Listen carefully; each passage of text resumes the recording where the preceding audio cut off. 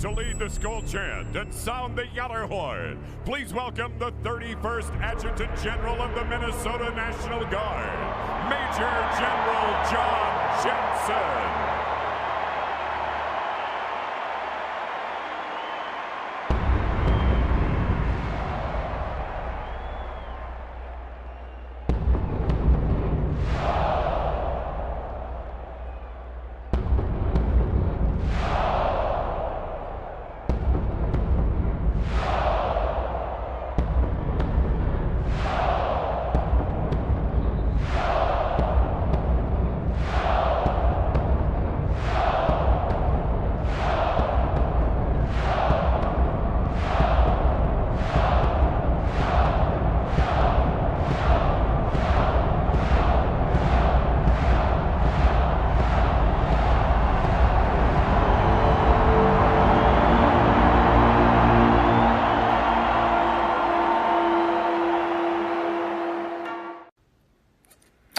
Well, hello, this is John Randall, Minnesota Vikings legend, and it is my pleasure to say, Minnesota Vikings fans uncensored, are you ready? Keith, get your people up. Let's go. Skol, skol, skol, baby. Let's go. Yeah. Woo! Why am I the only one on camera? Hello, everybody.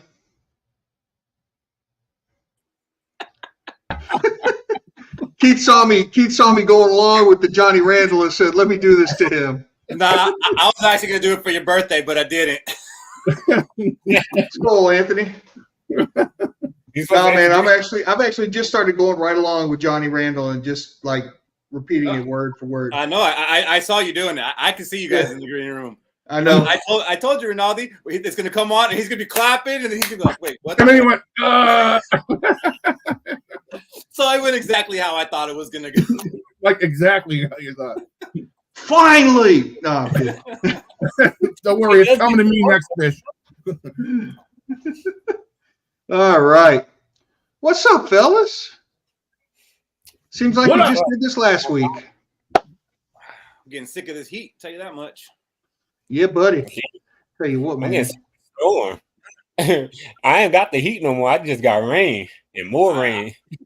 I'll take your weather, but I don't want your power outages. Yeah, it comes with it. Unexpectedly. Yeah, it's supposed to get down to 60 degrees here tonight. But it's been pouring. Not just rain. It's been pouring and then stopping and then pouring again. I'm like, was the old man snoring, though? He was definitely snoring. Seen a couple deers down the road. Buddy. What up, Unc? Skol, Hagar. I can't wait for Saturday, man. Gonna be 82 degrees, lowest humidity, and sounds awful. Can't wait to get back out to the range. Attaboy.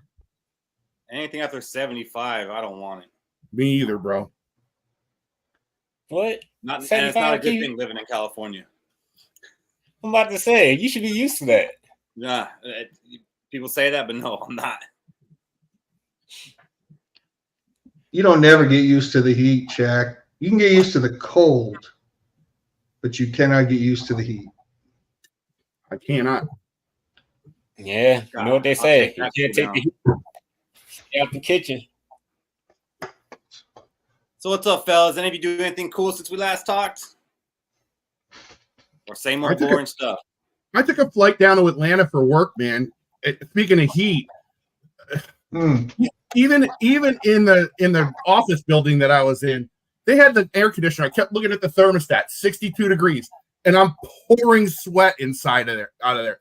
I mean, I'm not a little dude, so maybe it's because I'm not a little dude that I'm sweating. But I looked over at the other dude next to me. He was a little dude. He was sweating. I was sweating. It was swampy in there, man. Atlanta, one word, swamp ass. You run into Kirk. In the airport twice. Did he recognize you? He did. He was like, "You're the guy that says cousin sucks all the time. I hate your ass." And then his kids kicked you in the shin. And then you got his autograph and you became best friends. Yeah. Haven't seen Shad in a while. Where has he been? I don't know. Wonder if he'll come back this season, or maybe he's in the Atlanta forums now. Yeah, baby. What happened to him? That was too easy. Oh, Well, man. Yeah, nobody buddy. else anything exciting. Neither did I. Shaq's power's going on and off, so I don't know if you want to consider that exciting. They've got the weather going on over there, man. Hopefully it'll stay on for the show. We got preseason starting on Saturday, fellas. 28 days away from kickoff. As Fish would say, it's starting to smell like football. Mm. Are you guys starting to get excited or scared? Yeah. Unfortunately, yeah, you know, it's been we're seeing a real football game, even though it's about to be only preseason. We're basically horny for football right now. They've been teasing us all season, and we're ready for the season to start. Yeah, but Man, what the I am season is what super we're not going to see. What was that, Ronaldo? I can't wait. I'm super excited. I don't think there's been a preseason I've had more expectations for since 2018 when Kirk got here, man. This is like some legit preseason action. Now, I know preseason games are still bullshit and all that, but, you know, just watching the rotations come in, there's so much change in this team. I am excited for it. And if you're not, I don't think you're a fan, man. You could blow it off if you want, but you got to be excited for this preseason. It's the best one we've had in 5, 6, 7 years. Absolutely, buddy. I've got a total fear boner for Saturday. I'm like, oh my God, please, please, please, just don't be terrible. Please don't be terrible. But I can't wait. I can't wait. You were seen like that. The good thing is, Fish, it's preseason, so even if it's terrible, at least we have something to look forward to. The draft. Come on. And our 2 picks. We can't be talking about the draft already. That top first trade back. Look, man, I just don't want to see anybody get embarrassed. Like, I don't want to see that Rashad Breeland moment. I don't want to see none of that. I want to see it look kind of like football. So that way I saw a video, Colin Cowherd saying that we're our top 10, we're his number 10 team in the league. He's calling us a top 10 team in the league. And I'm like, Cowherd, who routinely disrespects the hell out of us all the time? Are you buying Lately, he's actually been giving us some respect more than he used to. I wonder why. What's changed? But yeah, man. He gave us a little more respect. Look at Anthony. Look at Anthony. You are so right, sir. Yeah, it was bad. Speaking of what's changed, I wanted to ask you guys a question about. We did this last year too, and I want to do it again. Is what teams do you think are going to make the playoffs this year, or name one team you think are going to make the playoffs this year that didn't last year, and vice versa? Start with you, Fish. The team that's going to make it that didn't last year, I hate to break Ronaldo's heart, but it's going to be the Falcons. Just got that jersey too. Hey, Fish, I crossed off the Falcons and put on the Colts. And the team that made it last year that's not going to make it is going to be the Green Bay Packers. Now, do you fully believe that, Fish, or are we just trying Absolutely. I think Love's overrated. I think Love's overrated, baby. I agree that Love is definitely overrated. So is the player. Yeah, man, definitely.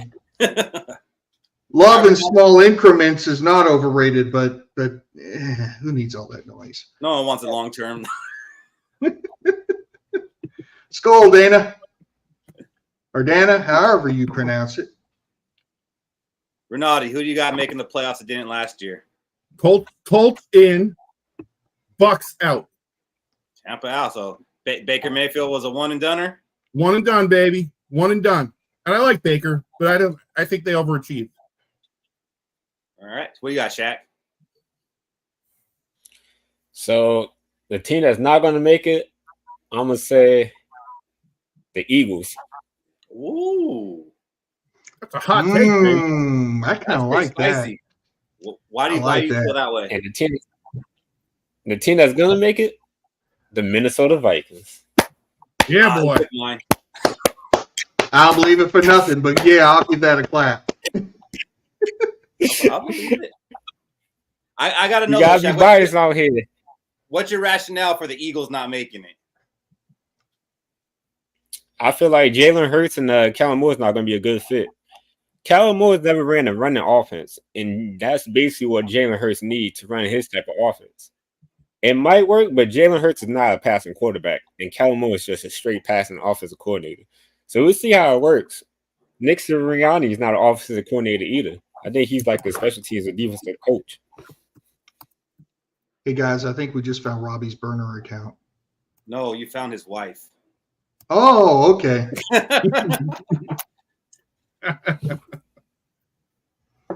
I got the Vikings making it too. I mean, I didn't, I'm not trying to be a homer, but I really do believe they're going to win 9 to 10 games, and I do think 9 gets into the playoffs. And I mean, I'm going to take the Steelers not to make it. I mean, you all three said the first 3 that I had, and I don't want to say the same thing, but the Steelers, I mean, I'll take a little bit of an easier one. I don't think they're going to make it. I don't think they're that good, even though I told my coworker Emerson that they're going to do better than the Raiders this year. Had him come up to me and a Steeler fan come up to me. Who's going to have the better season, do you think, the Raiders or the Steelers? Well, the Steelers. I like the Raiders. The Raiders aren't going to make the playoffs. The Steelers might. Did the Raiders make it last year? No. There's Super Bowls against the Vikings. Oh, I know. See, I was a scout. I wasn't alive back then, so we was losing Super Bowls to random teams. R.I.P. John Madden. When I looked at the reference, here's the weird thing about this question, which I think is really cool. When I looked at the reference, it blew my mind that the Steelers were in last year. I totally forgot that. The Rams were in last year. I totally forgot that. And someone else is in there. It's like you don't remember making the playoffs. Just isn't that big a deal, man. In the scheme of things, it's kind of weird.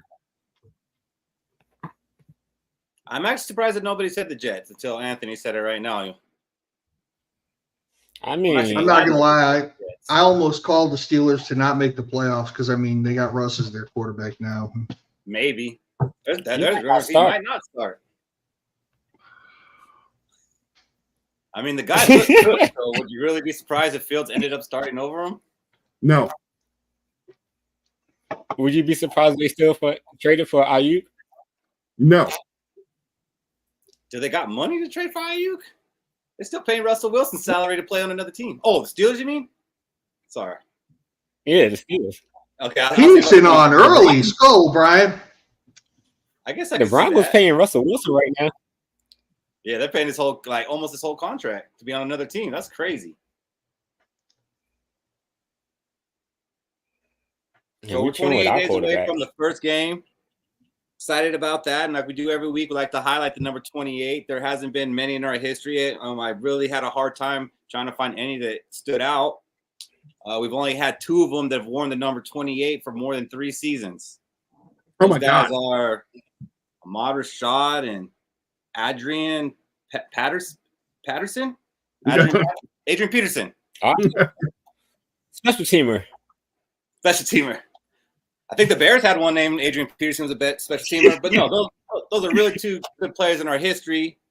I wasn't alive, for Ahmad Rashad's playing days, but Rinaldi, you got anything on Ahmad Rashad you can share with us? Hell yeah, man. Look, Ahmad Rashad, it was crazy because I went back and looked it up. I remember Ahmad Rashad. His best years as a Viking, and he played for 3 teams. His best years as a Viking were actually after the Super Bowl runs. But, his yards per catch were crazy. It was like 15 or something. It was 14 and change. Although it's as good as he kind of was as this 5 or 6 year run, as good as he was, you'd almost have to put him back towards the Thielen kind of player or the Gilliam kind of player, right? He just wasn't around long enough to be Hall of Fame worthy. he is Ring of Honor worthy, I think. But I mean, he's what, maybe number 7 or 8 on the depth chart of great Vikings receivers. I mean, it almost puts him at mid, dude. and he ain't mid, but it's kind of mid when you look at our receivers, right? And I think the thing about him that makes him memorable is that he had such a great career as an announcer. You know, that kind of is like the tag on. It's like the John Madden thing. He did a whole bunch of years as a great announcer. Romo now, right? He's in the hall of very good, not in the hall of great. But I mean, the dude had very similar numbers to Thielen. I mean, he had 495 catches, 6,800 yards, 46 touchdowns, and a lot of yards per reception. And the thing you remember about him is that awesome catch he made against the Cleveland Browns to make the playoffs that year in 1980, I guess it was. I do remember him better than most of the Super Bowl teams.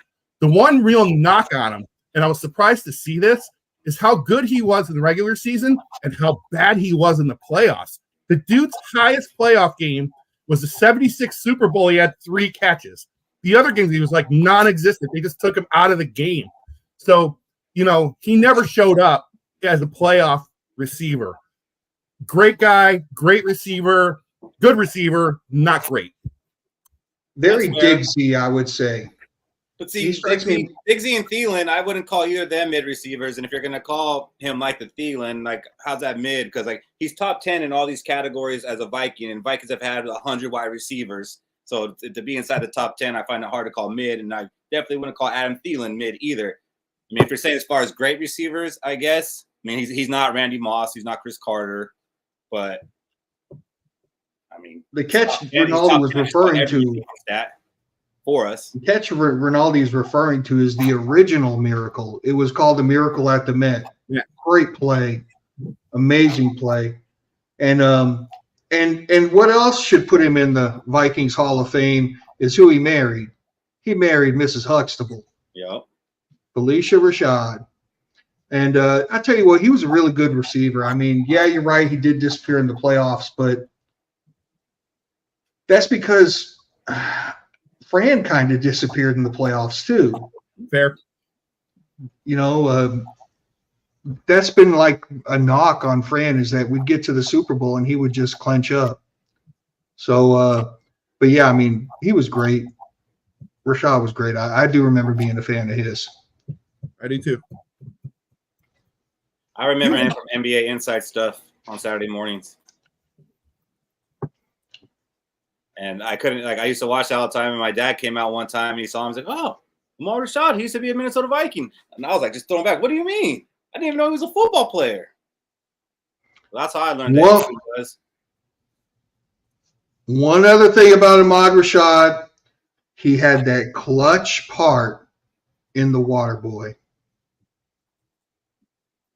Yeah, he did. You're right. I forgot about that. He was in The Waterboy when Bobby Boucher's girlfriend, he says, "So what makes you guess that? That ain't no guess." And she's like pointing at him as the score gets close. Yep.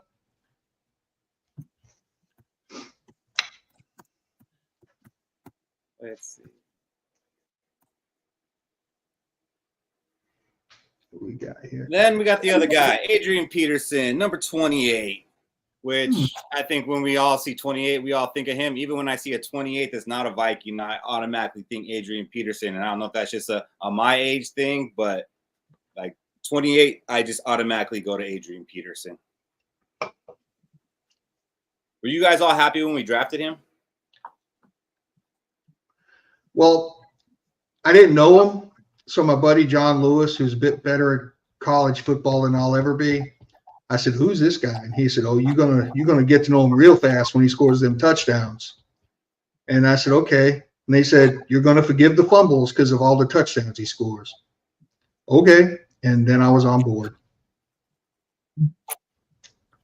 I was pretty stoked. I mean, you know, the Vikings had some really amazing draft picks along the way. Moss, Peterson. There was just some really great athletes that they put into play. And when he first came, that first season of his, man, it was like so hopeful. And what a great career he had. I got to tell you though, man, I know there's a lot of Viking fans out there that just love AP, and he's got a lot to do with whatever fan base we have. But man, listening to him in an interview was brutal to me. It was just hard to. He was hard to listen to, and then all the stuff, the child thing and all the. I get a little the off the field stuff was a little rough at the end. I was actually okay with him leaving, and I know he's a great Viking, but man, at the end, it kind of bugged me. He bugged me some. I was okay with him being gone. I know that's sacrilege, but I got to throw it out there. Skol, low Skol, Steve. I mean, you probably have to go back to who was it? It's hard to find a running back that ran as hard as him. He was just a piece of iron. Well, he still is. He still is. Yeah, complete throwback. I still love watching these plays. That first 5 years were amazing. I just loved every second of it. Do you have a favorite memory of him, Rinaldi? Yeah, I think I said it before on the show. It's that Cleveland run, man, where he just stiff-armed people. Or the Steeler run where he stiff-armed, I think the guy's name was Gay. He just crushed that dude. He trucked him. That's my favorite is when I think that was actually a pass. Didn't he catch a pass over the middle? Yeah, his little swing pass. Little pass in the middle. He turned around. There was Gay, and he just lowered the boom on him and put him flat on his back. That is my favorite memory of him. What are you trying to say, Robbie? What about Terry Allen and Roger Craig? I mean, this game right here is my favorite memory. I mean, the Charger game was cool when you almost had 300, but that Bears game, he kept us in that game. That was a back and forth game. He was returning kicks. He was taking 60-yard touchdowns, and we won that game. And without him, we definitely would have. And I just remember watching that game at my buddy's house and just being super excited about it. But obviously, this one's probably a memory for everybody, especially if you were watching this one live. You know who he was to me? I've been trying to come up with the name of the player. He is Ricky Waters 2.0 to me. 2.0. Yeah, kind of makes sense. I don't think he's a 2.0 anything. Yeah. Wasn't Ricky better out of a better pass catcher though? I mean, I'll give him that because Adrian Peterson wasn't the greatest pass catcher, but he didn't have to be. Yeah. Yeah, he's a straight running back. How would you describe him, Shaq? Like when you have kids in the future, how are you going to tell your kids about Adrian Peterson? So I'll have to say, come here, Sonny. AP was like a Mack truck and a smart car. You see those electric cars over there? Imagine an 18-wheeler just running, T-bone, bam, touchdown. I like it. That's great. Actually, here comes the stiff arm. There it is. This glorious run. What about you, Fish? When your son finally gives you grandchildren, what are you going to tell them about AP? When I sit that little toddler on my lap and I say, "Come here, you little booger maker," I'm going to take his hand and I'm going to do this little piggy went to the market stuff, and then I'm going to take that hand and put it in mine, and I'm going to crush it. And I'm going to go, let me tell you about the hardest handshake in the NFL, kid. And while the kid's crying, I'm going to say, Adrian Peterson once sprained his ankle and stomped on it to put it back into place and continued playing the game. I'm just getting mesmerized. I mean, I've already seen all these highlights. I'm just getting mesmerized watching them, to be honest. Me too, man. It's a glorious thing, man. By the way, Skol, Josie, if I didn't say it earlier. Rewatching these highlights, it made me think, wouldn't it be nice to have another Adrian Peterson on the team right now with the offense we have? Just an elite running back to go with the team we already got? Yeah. Hell yeah. Not saying Aaron Jones, but a running back on a rookie contract? What do you think about his list, Rinaldi? Yeah, I'm looking at it. You know, I can't put Jim. I don't remember Jim Brown at all. All I've got are highlights. And Sweetness, he deserves to be in that top three. I gotta throw AP just in the guys I watch regularly. AP's in my top three. That doesn't mean I'm right about it, but I mean as a straight football player, pure runner. He was my favorite runner I've ever seen on the field. He was amazing. It was fun to watch, man. And I think that Chicago game is the real thing. Football player. You give him the ball, he'll find a way. Had all the heart in the world. I think the only heart bigger than his might have been Sweetness, right? Like that dude had it, but yeah, I got to put AP in my top 3, just mine, personal. He has to be in my. I agree with you, Ronaldo. He has to be in my top 3 because when you talk about running back, what you mean running back? You would probably define Adrian Peterson just pure running back. The only thing you would add to it is, maybe catch out the backfield. But that's why you have receivers and tight ends. You don't really need a running back to catch out the backfield. You need him to hand the ball off, follow the gaps, and gain those rough, hard yards. Because the offensive line get tired of pass blocking. So you got to mix in the run blocking too. And when we ran the ball with AP, we was scoring touchdowns, 20, 30 yards. That was our pass.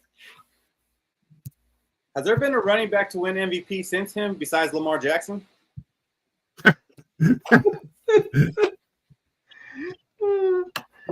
Nope. So Jim Brown was a man amongst boys, and the things that he did in a 14-game season were amazing. But I'm just going to say this.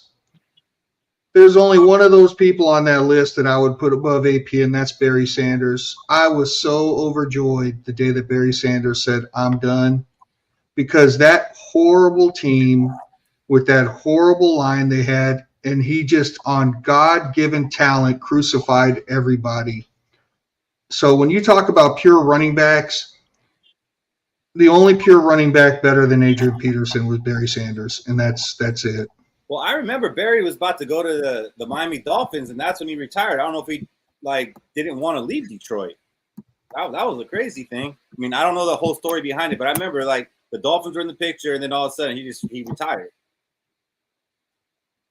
So we might all felt bad for him being in Detroit, but maybe he didn't.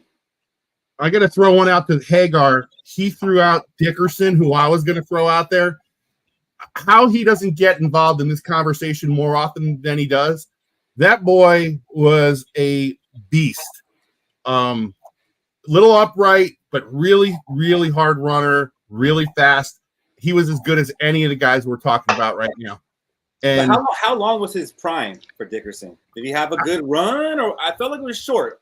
But that's off stats, basically. Yeah, I don't think it was that short, dude. I think he was on top of his game for 7-8 years. Is that short? For a running back, no. Yeah. Because he played for the Colts and the Rams.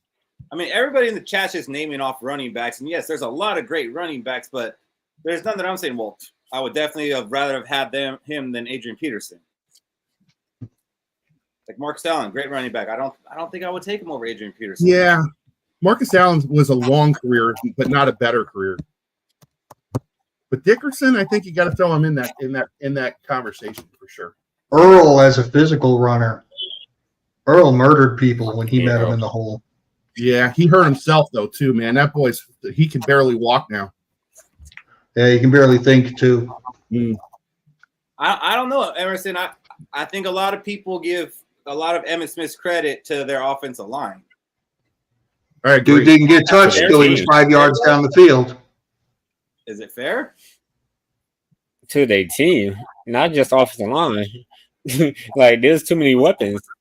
They wasn't worried about Emmitt Smith that much. They had Michael Irvin. Go on. I remember. They had Michael Irvin. Daryl Johnston. Alvin Harper. But yeah, they had the premier, possibly the best offensive line in the history of football. He did not get touched till he was 5 yards down from the Alabama. Obviously, they were all SEC. Baladanian. Were they? He doesn't come up for me, man. I know a lot of people thought he was better than Peterson at the time. I didn't see it. I didn't think it was better, but I remember we almost had them both.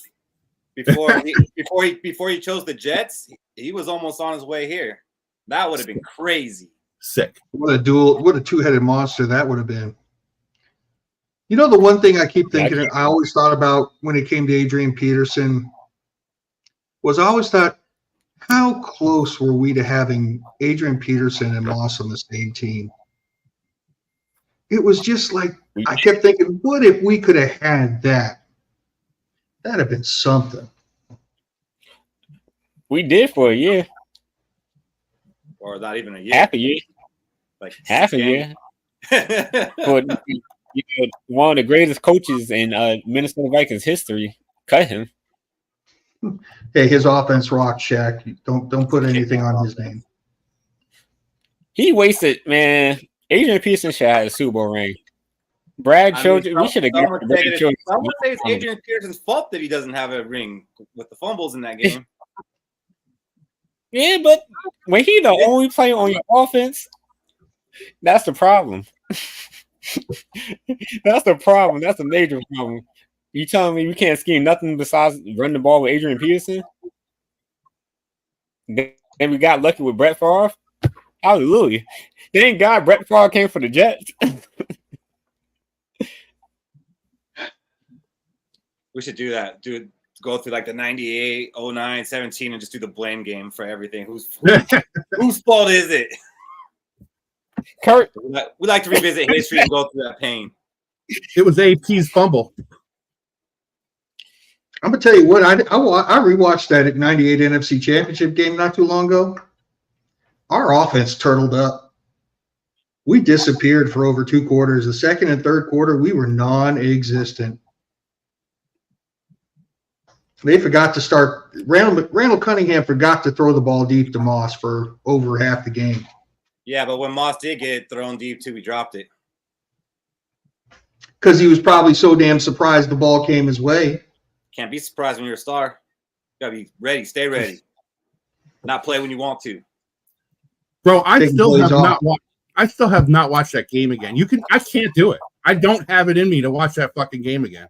It ain't happening. I ain't ever gonna watch that game again. I could probably do it now. We've therapied Keith enough to where he could probably handle that. That's our number 28, Adrian Peterson. I think the number should be retired, not just Ring of Honor. I think they should retire the 28. It's not like we've had very many good players wearing it, and every time I see a player wearing it, I feel it's disrespectful because they're all slappies. Like there's never been like a stud that came in and wore the number after him. It's like, just retire it. We don't need it. Right, Rinaldi? No. 28 should be on the field, man. That's a Viking tradition. That's a great number. You kidding me? It should be painted on the field because they retired it this season. No, a player should wear it. Nobody's been able to, though. Maybe it's cursed now. Who's wearing it? It's cursed because they don't retire it. Some D-back, dude. It's always like a mid-string cornerback that we signed mid-season.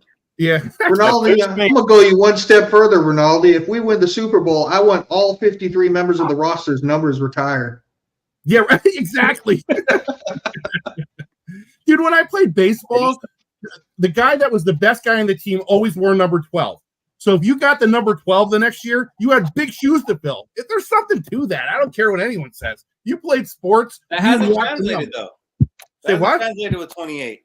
It will. It's only a matter of time, brother. Let it go. So, like with Dallas didn't retire 88. They just give it to their supposed best receiver. We need to do that with 28 because there you go. We just give these jerseys and numbers away to these players who's not earning or performing like their numbers. We've had a running back with 28 since then, right? I don't think so. I didn't do it. Nope.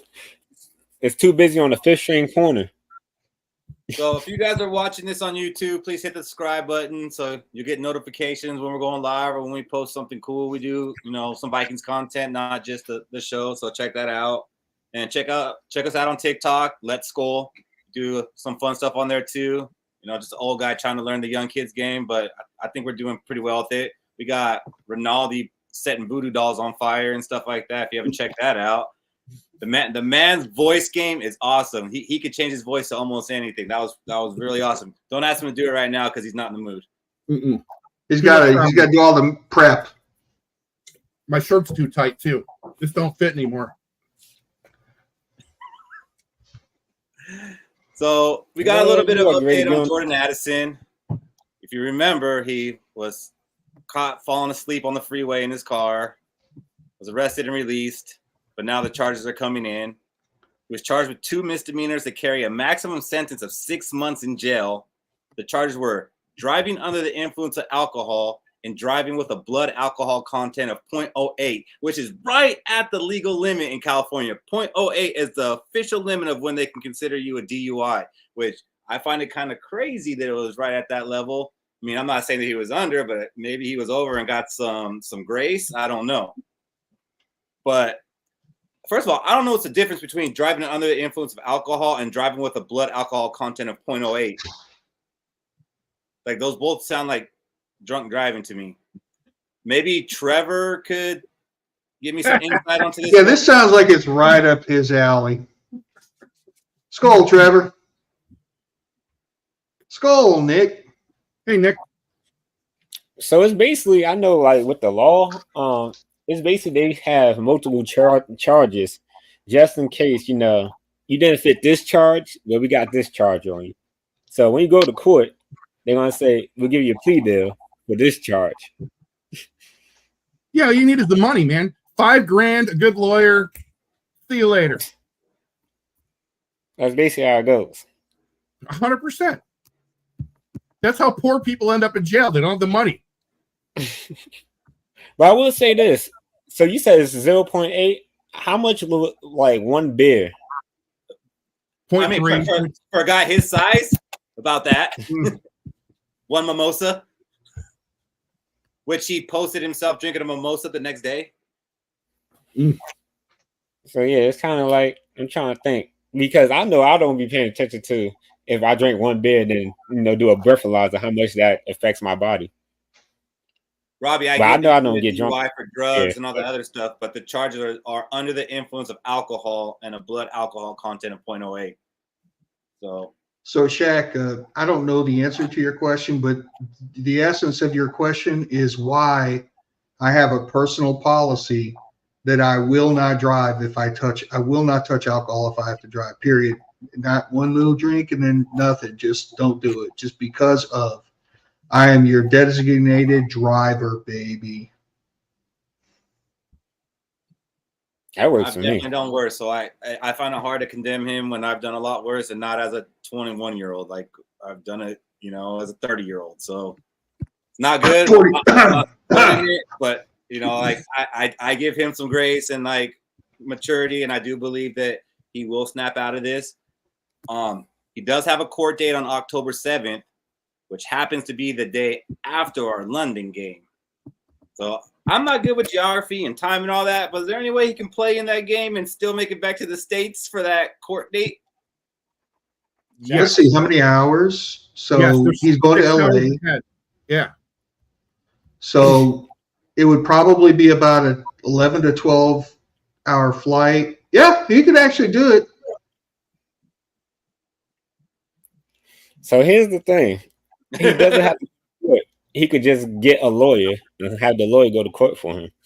That's another thing I was wondering is if he can do that, if he actually has to be present for this. Maybe we can get a little bit of insight here. Is it an arraignment? What up, Trevor? Skol, buddy. What's up, boys? What's up, officer? So I was wondering maybe you could help us with the distinction between driving under the influence of alcohol and driving with a blood alcohol content of 0.08 and why they stick him with both. Sounds like double jeopardy to me, just labeled different. So I know with the whole marijuana thing is going to come out big. It's going to be, was it in a system? Was it not? So once the content comes out, the THC in his blood, they'll stick with one thing. That's why they probably haven't brought anything out, and it's only they're talking about the 0.08, probably because he was right there. Which, like you said, one beer, he's screwed. You know, the United States is 0.08 unless you're a Mormon in Utah, then it's 0.05 because they don't like alcohol in Utah. So, of course, it's less. But with this whole thing, they probably got him right there at the limit, and they probably just don't want to fuck around with anybody anymore. So they are putting him on both until probably the blood test comes back and they can hammer him on it. So, but to be honest, He's going to get 6 months probation,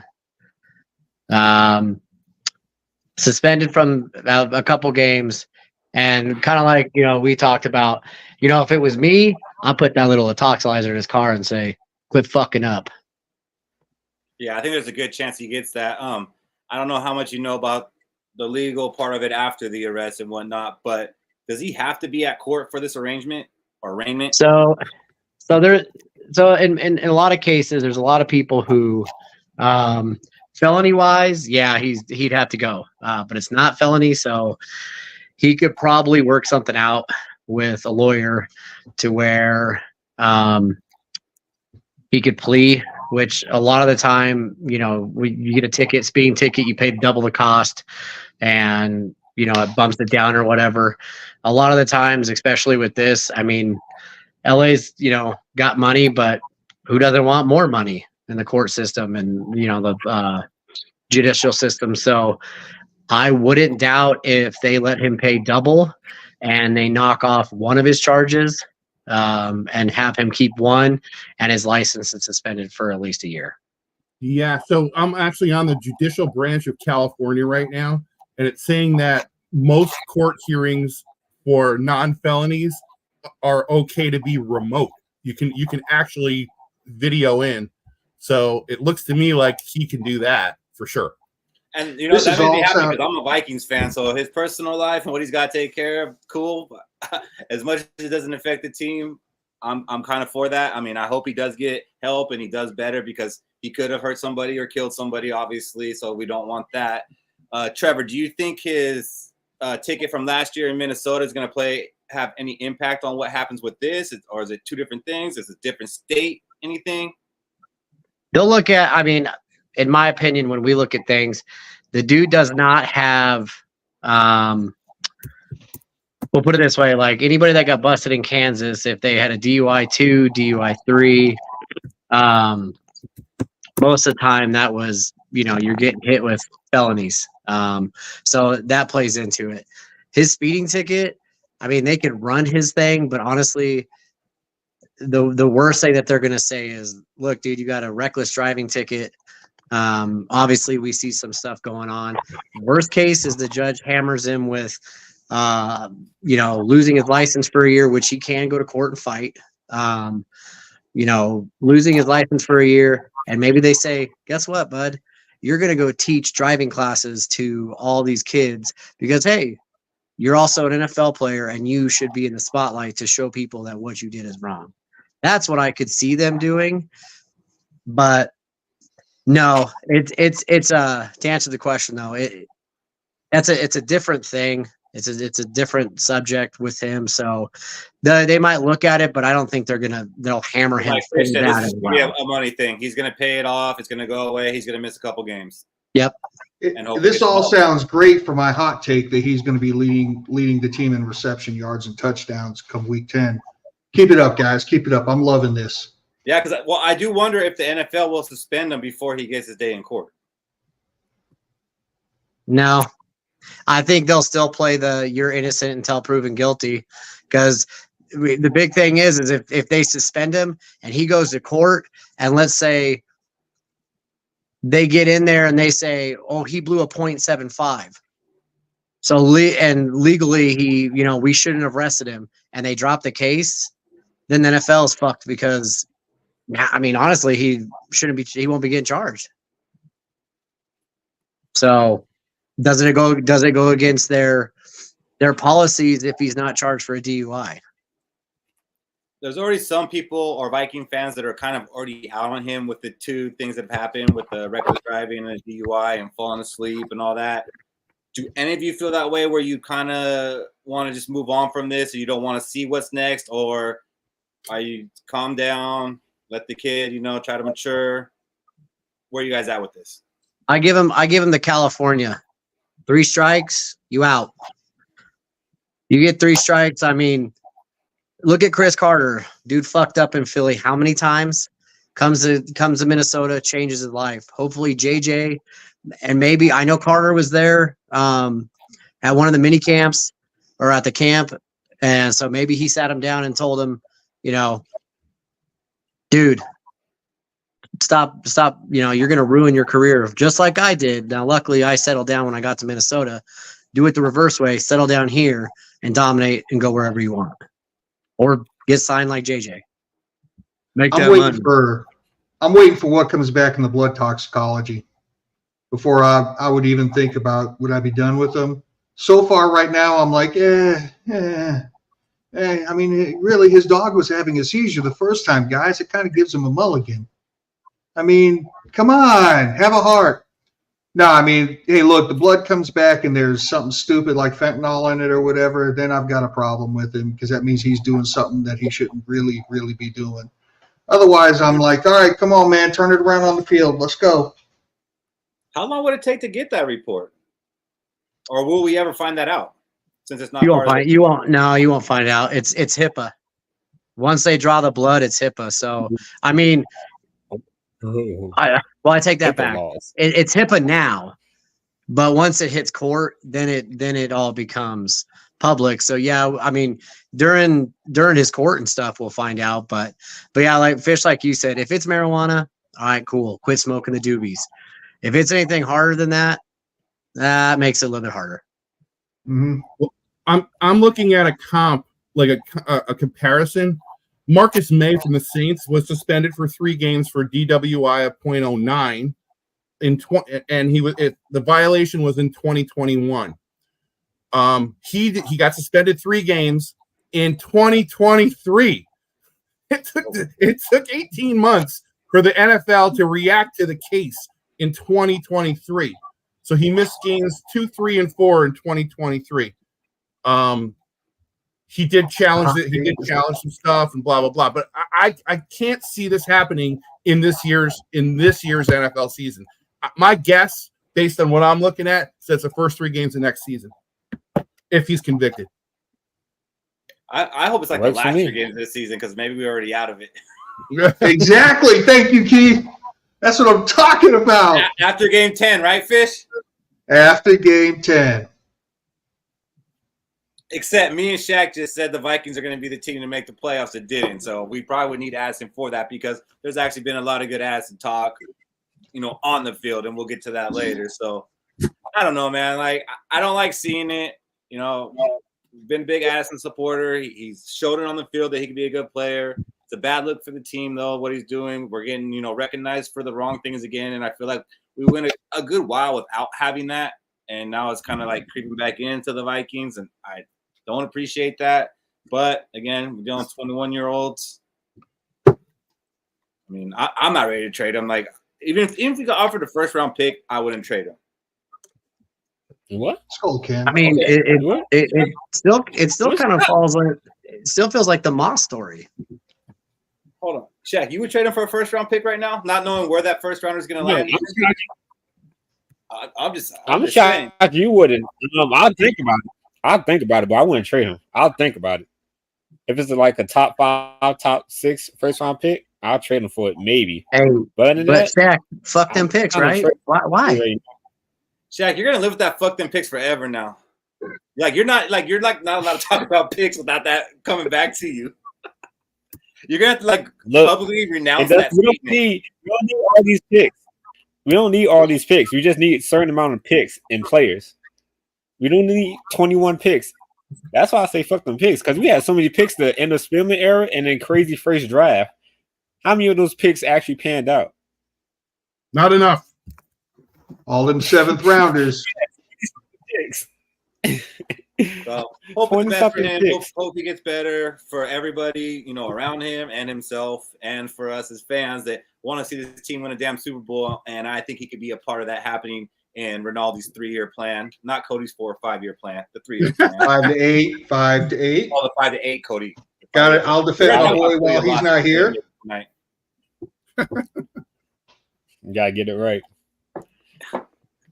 So we got some injury updates, not too many. It's actually the injury list is actually getting a little bit smaller, which is a good thing as we're getting into the preseason games, which are going to roll into the regular season. Hopefully we can go into this thing a little bit healthy. Knock on wood there. Jerry Tillery, I know everybody heard that he went down. It looked bad. It sounded bad from all the reports we were hearing. He got carted off. We all probably thought he tore his knee or something like that. Turns out it was just a calf laceration. I say just a calf laceration. It wasn't me, but likely got cleated, was bleeding, had to get stitched up. KOC doesn't expect him to miss any game time or anything like that, so he should be ready to go. So that's good because I am hoping he could surprise us on that defensive line since we all feel that we didn't do anything to address the area. Maybe he shows out and Kwesi actually gets the extension that he's not going to get this offseason apparently now. Najee Thompson remains on the PUP list. Knee injury. Still haven't heard anything about it, what it is. Has anybody heard anything about Najee Thompson's knee injury? I'm kind of getting worried that we haven't heard something. It's legit. It's He's serious. a special team ace, and when you have one, it's valuable. Not every team has one of those guys. And we noticed the difference on every punt. He was down there, boom, like that's a big deal, and that might be a big deal with the kickoff. Wouldn't they come out and say this like if it's a bad injury? When they say he's out for the season already, instead of like milking it? Nah. I haven't said What are anything the like league that. rules Just like about revealing injuries? I know there's certain rules about you have to reveal them. Teams have gotten in trouble before for not. Only at the beginning of the season, Fish. Only at the beginning of the season. Like who? I think somebody just tore their ACL. I can't remember who. I think it was like a Rams DB. Oh yeah, it was like the day after Blackman.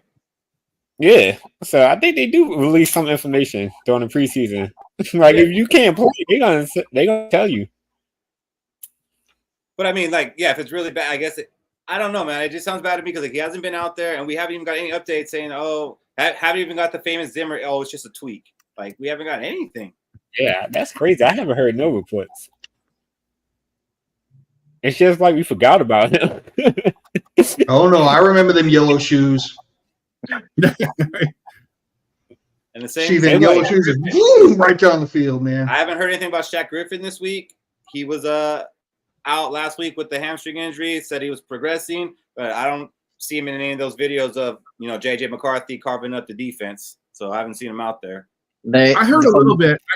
I think KOC talked about it a little bit. They expect him to get a little work before the preseason's done. Expect is the wrong word. They wouldn't be surprised if he got some work before the preseason's done, is what KOC said about it. Yeah, So, they said I think they said next week they want to slowly start introducing him back in, and then week 2 of preseason that they're going to toss him in for a little bit. I think he's on the right track. I got a feeling he's okay. So just like that bad. Just like the long-haired hippie TJ. He looking good out there on the sidelines. Bro, right? He looking real good. Let's go. Spit on that crazy thing. if he was ready for week 1. That'd be sick. I mean, I hope so. Was telling me there's no way he could play week 1 because he's on the PUP list. I was like, nah, man, if he's ready, then he could play week 1. It ain't the real PUP list yet. The real PUP list is I'm joking. Jack was telling me that he can. I was telling him he can't. Yeah, I don't. Week 3. I don't want him to play honestly because I want him to come back fully healthy. I don't want him to be. Yeah, he's back. He's back fast, but I want him to be. The old TJ Hawkinson, continue where he left off. So let him take his time. Yep. Until he like 150%.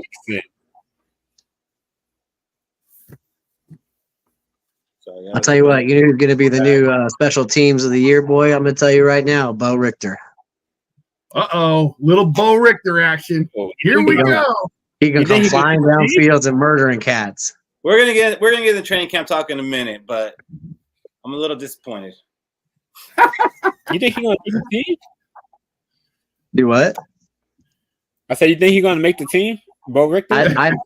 I think he'll make special teams if not that. I mean, worst case scenario, he'll go 50. I mean, he won't make the 53, but if he does make it, it'll be special teams. Has anybody got an update on Robert Tonyan? He went out with a back injury a couple weeks ago, and I haven't seen him out there. Skol North said he has 0% chance of making this roster this year. They're always taking our takes. Why are they always stealing our takes? Not our takes, Keith. This one, we're going to give the proper credit.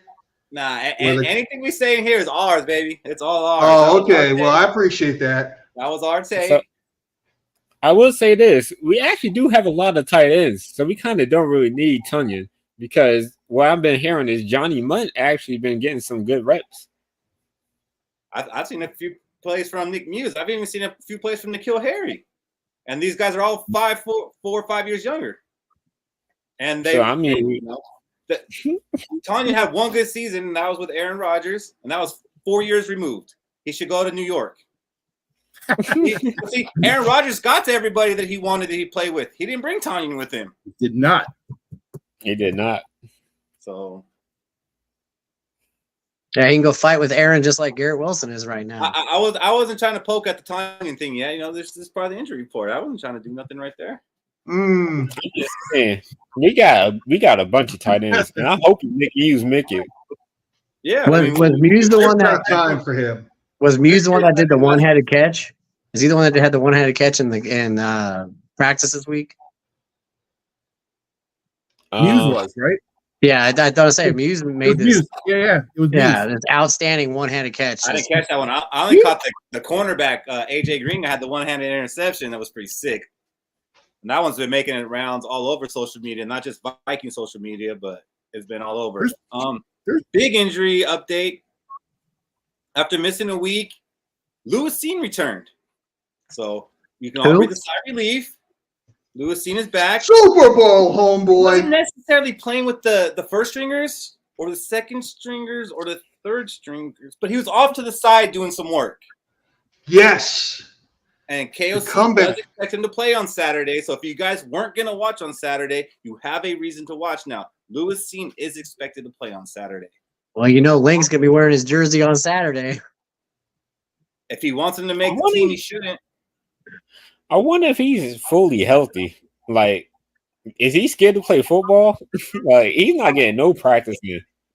Nick, buddy. If he gets cut, I mean, his full contract is almost guaranteed. Like, it's a $5 million cap hit if the Vikings cut him. Like, I didn't realize that. Like, that if they cut you and swallow $5 million, damn. Yeah, you suck. I mean, they can't even get a seventh for him. They can't get a what? They probably can't even get a seventh for the dude. That's how sorry. No. It's either you keep him or cut him because no one's going to trade for him and pay his contract. You might be able to swap for another bust. That like some other team. It's been done before. I can't tell you the guys' names, but I remember San Fran and Buffalo swapped 2 first-round pick busts. There was talks about I forgot the guy's name, but the receiver from the Titans. There you go. You're right. Exactly. Yeah. Scene like right there because they're both been busts, but I don't want that. I think I'd rather just cut bait if we're not going to keep him. Ideally, here's one. I would like him. The Chiefs traded John Baldwin. The Chiefs traded John Baldwin to the 49ers, and the 49ers gave him a receiver. That's the one, Shaq. That's the one I was thinking of. I said Buffalo. You're right. It was Chiefs and 49ers. That's what it was. They sent both their receivers. What's up, Nick? I'm happy you guys are talking about Lewis Cine because he's part of my hot take. Oh shit, that's crazy. What do you think, Nick? Nick, do you think he's going to make the team, or is that going to give away your hot take? No, I don't think he's going to make the team, but that does not give away my hot take. Well, it might. It didn't. It might make me look like a contradictory dumbass. I might be contradicting myself with what my hot take is, but that's okay. Hey, Ronaldo, you talk about trading for a bust. Ones if we traded Lewis Cine to Dallas and got Trey Lance. Nah, stop it, dude. Yeah. We already have our quarterback of the future. We don't have to worry about that. Could have done it last year. No.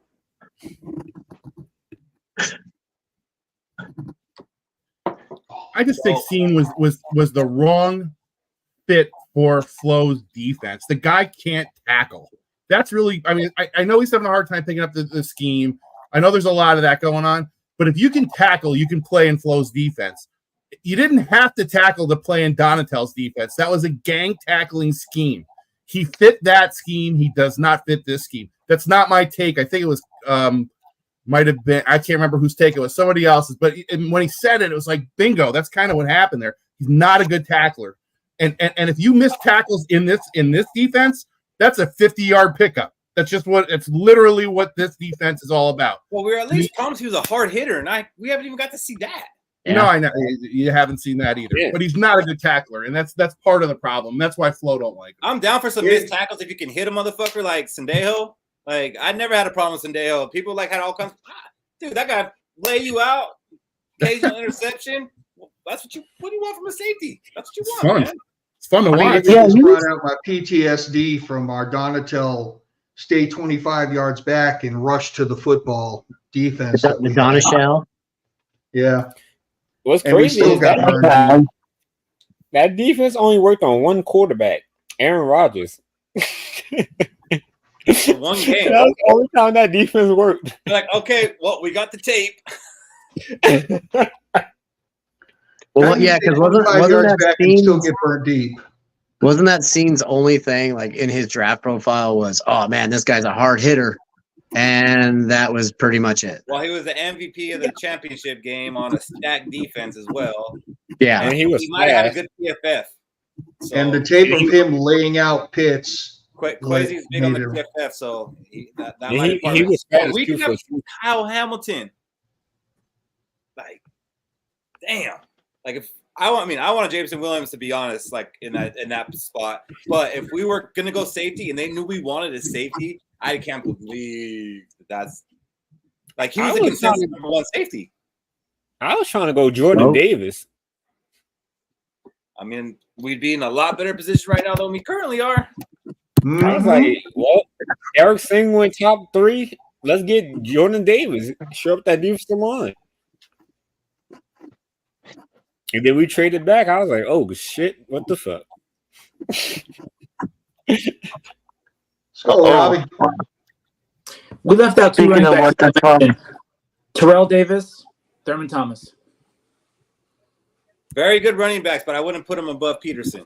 Oh, no, well, no, not above. And that's where the conversation got kind of weird because people just start throwing good running backs out there. Like, oh, I'm not saying there's not other good running backs, but Bo Jackson in his prime, I would have. Bo Jackson doesn't have a sample size. In his prime. Unfortunately. In his prime.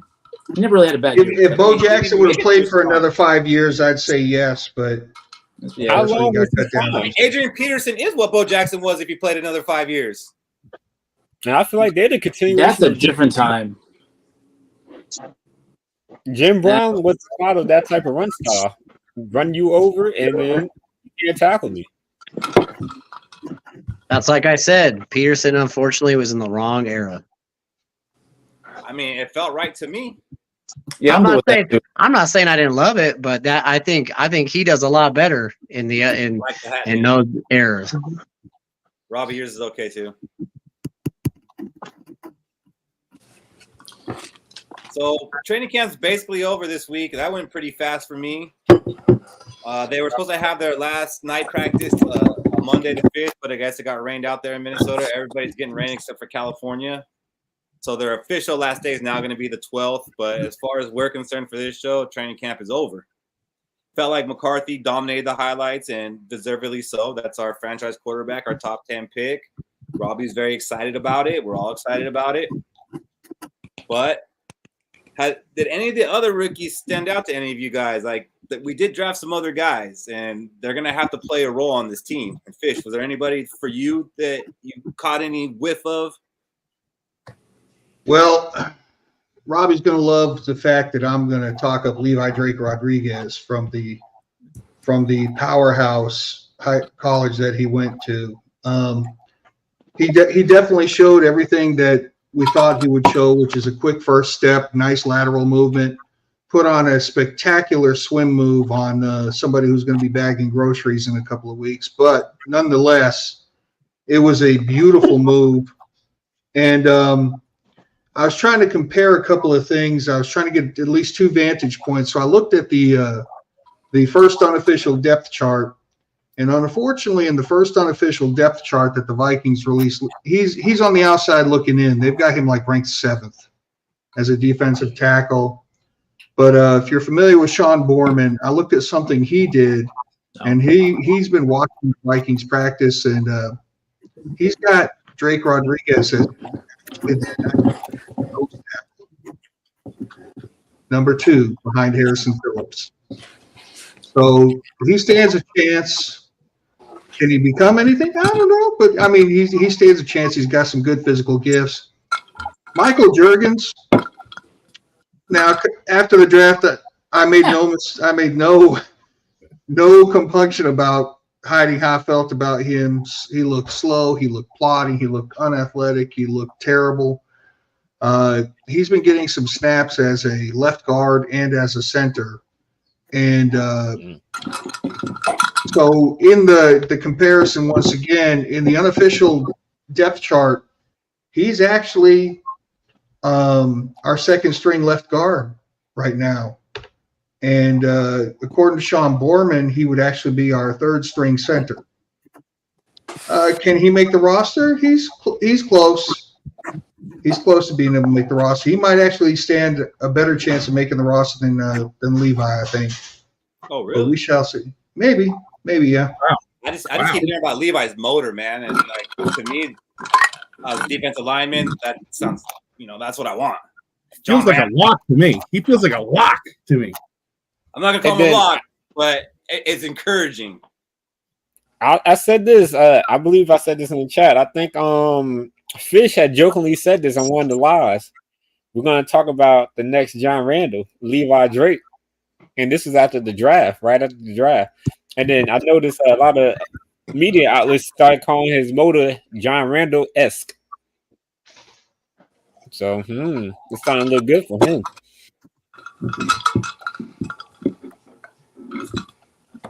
What about you, Rinaldi? You catch a whiff of any of these rookies that any of these guys don't know anything about? Well, not knowing anything about, there's rookies, and then there's as far as draft picks go, the only one I can point out is Reichard, man. That boy's booming that shit. He's booming it. How do you not get a little bit excited about a fucking Vikings kicker that's booming it? That's what's better than that? And look, I don't even care if I'm throwing the KOD on him right now. That boy has the talent to be generational, and we haven't had that in my lifetime. That boy's got it. I can't wait to see what he can do. Sorry. Robbie's back. He checked out while I was talking. Down there. Are you disagreeing with him? Never mind. I'm sorry. What? Anybody have a cigarette? Robbie needs a special sock. I need a cigarette, please. Anybody have a cigarette? Missed 2 kicks. Am I smoking? 13 out of 15 missed 2 kicks, and those 2 kicks that he missed were very, very, very far. We're golden. We're golden. I saw him make one from very, very far that could have went very, very further. You saw that shit? That shit went that had another 10, 15. That was like 50. It was a 58. 58 could have been Right. And 65. it's still like 10, or it had a long way to go. Yeah, that was like a couple feet above that crossbar. So I we're getting heard excited about about a kicker that. again. So go ahead. What? We're getting excited about a kicker again, so which means he's going to miss 2 field goals in the opening game and get cut. No. So I'll say this. Rinaldi, you say he's one of the best kickers you've seen in your lifetime. I just want him to be as good as Blair Walsh was coming out before he started getting the yips. He's a Vanderjack. He's a Vanderjack. He's a Vinatieri. I think the ball comes off this guy's foot different, man. I've heard a lot about a lot of guys talking about it. I've read some things. Then I watched that fucking video, Shaq. Holy shit. It pops off that foot, bro. It is different. And the other thing, he's not just kind of sneaking him in. He's not spinning him in. He's fucking putting him right down the middle, baby. It's down the middle. He's not second or third or 15th or 88th. He is number 1 in all-time scoring in college football ever. Number one. That's a lot of faith. Especially from a coach that is that angry. Right here. Just for Alabama. Number 1. I'm not even mentioning my college. I'm talking about him, not the college. I'm talking about him. I don't need to talk about he's college. like the leading passer all time in college too. So you never know how it's going to translate. Number one. Oh my gosh. How'd you fit that in there? I don't know. I'm gonna get at least 2 more. Good take, Rinaldi. Much love, my friend. Much love. I'm just What about hoping, you, you know, Shaq? You catch any news about any of these rookies besides the guys we've talked about, or besides our quarterback? So, besides the quarterback, we had another first round pick that's been getting a lot of praise and hype. Dallas Turner.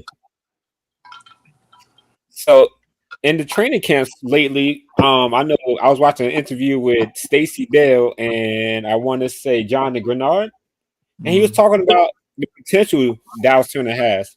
He said, yeah, he could do a little bit of coverage, he could do a little pass rush, he could stop the running back. But he wants him to focus on becoming elite at one of those abilities, and then let the rest of his abilities follow suit. So become elite at one thing, and then it'll benefit him more in the long term. So I'm pretty sure him focusing on that pass rush, he's going to be elite. And there was some reps on Twitter. You can see him going against Quisenberry and going against Brian O'Neill and Christian Darrisaw. And like he lost a couple reps, but they're also teaching him and pulling him to the side, showing him like what moves will work. And I'm liking the projection and potential that Dallas Turner has. And one thing Grenard brought up was his speed. If he learns how to rely more on his mental instead of his athleticism, he could be a great pick for us. So that's what they're basically trying to install with Dallas Turner. I know J.J. McCarthy getting all the hype because he's the quarterback, but Dallas Turner was a problem coming out of college. He just need to be molded. We need He's to mold been living him in McCarthy's shadow since draft day, Shaq. What do you think about this, Shaq? That Alex said Dallas Turner is the key to the franchise. Do you think that his success is going to be more important than J.J. McCarthy's success? I'll say it'd be about the same because when you think about it, besides quarterback, what's another important position? Edge. Kicker. Not wide receiver. Not wide receiver. So it would be a pass rusher who gets to the quarterback. If you can stop the quarterback from being great, then that's how you get your money. So, we got a pass rusher on a rookie contract. Let's get him to the top. Walter Rouse, he was our offensive tackle pick. I think that was 6th round. What, Dub, you were going to say him? Yeah. Him and Jay Sean Jones. Yeah, Rouse he's actually had some good one-on-ones with Dallas Turner. So, maybe a little sharpen iron. But he's got one of the best Skol chants that I've seen. Like, he's out there every practice, getting the fans going, doing the Skol chant. He's doing the happy birthdays for the teammates. They got happy birthdays. So, real team-oriented, again, fan-friendly. I think they make the rookies do it, but he does it good. But joking around with that, obviously. But it seems he's been holding his own. He's been going up against Dallas Turner, doing one-on-ones. They both have been getting the best of each other. So Kwesi was really high on him. And if you guys watch the videos of them talking in the draft and stuff, like he kept talking about Rouse. Can we get him now? Can we wait? Like, so I think he's going to get maybe a little bit of an extra look because they were high on him before. So that's something to watch. I think our swing tackle now is Quisenberry, who's like 35, 36 years old. So they might want someone younger to be in that role. Are you worried about any of these guys that we might try to sneak them onto the practice squad when they get scooped up? It's mostly going to be like Rouse, maybe Levi, or Jurgens. I think everybody else makes it. Do you think we can sneak those 3 guys onto the practice squad? I don't think Rouse could make it to the practice squad. No? Yeah, I'll say there's no age limit now. We could put anybody on practice squad and then bring them off practice squad. So why not put Quisenberry on practice squad? I think he'll have less of a chance to get swiped than one of our rookies. That'd be interesting. I don't know, but I don't know how you tell a 35, 36-year-old guy who's probably like on his last, hey, you're going to the practice squad. What was he doing before? Yeah. Fucking write out his retirement. Like, you get that retirement. I think they would be more likely to cut him. Be like, out of respect, here's a cut.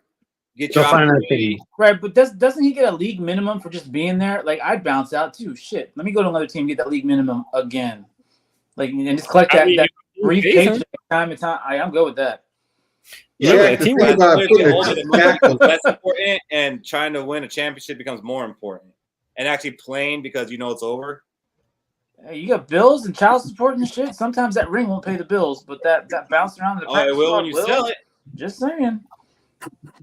Hey, Shaq, it's tough. It's kind of tough to put a tackle who's any decent on the practice squad because what up, Zoe? Once one injury happens, go Zoe. One little injury, and all of a sudden they shopping hard. And Quisenberry's played very well when he's had to play. I know. I'm just scared we're gonna lose one of our young tackles because we need to develop somebody.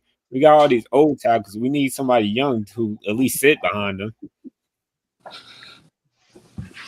We need goddamn sumo wrestlers. What we fucking need. Mm-hmm. So, Trevor, I know you're excited to talk about this. UDFAs. We did pretty good with them last year. It sounds like we drafted some good ones this year. Did any of them caught your eyes in training camp? I got one. Jones, Dwight, and You almost said it. McGovern. McLaughlin. Yeah, that's a weird one. And of course, Murphy. I mean, they're killing it out there. I mean, Murphy's doing good. Some stuff that I've read on Jones though is he's surprising. Like, you know, Ty James was blowing it up in the camp, and they thought, oh man, this dude can make it. And now Jones is coming up and sneaking up and making great catches in practices, and he's showing elite speed and route running. I mean, it's really hard for all those wide receivers, if you have any type of quick feet and route running ability, to learn from JJ and Addison and all that. Like, you can't fail.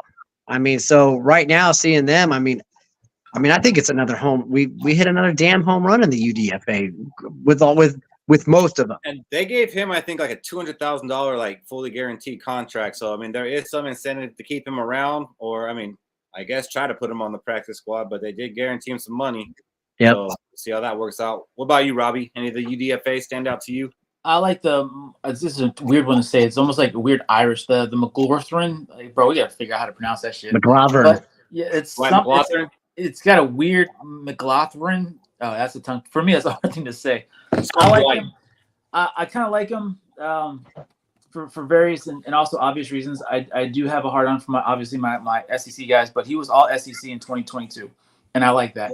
That was when Arkansas actually had a decent defense, and we're kind of weak in the cornerback position as it is. I think that dude's going to step up and probably snag somebody's job. But, I mean, that doesn't say a whole lot with what we got at the corner position, but it doesn't, but it does. I mean, he wasn't even a drafted player, and he would have to beat veterans to get there. So, I mean, that would say something. He's another one of those, like Pace. He's the exception and not the rule. I think the dude's going to be a standout talent. I think he is. But again, let's not bank on our UDFAs in the future, please. Like, I like just to assume that that's the exception and not the rule. But the dude looks good. Yes. Do you think he might, Robbie? Do you think he might have made the squad? Right. Do you think he might have made the squad? Skol, Trevor. Robbie, do you think he might have made the squad just in general, or do you think maybe he might make the squad because of the unforeseen circumstances? All right. Again, you're asking me. This is my opinion. I think spotlight is shined larger, and y'all know this, on different conferences and schools more than other schools. It just is. Unfortunately, it's that way.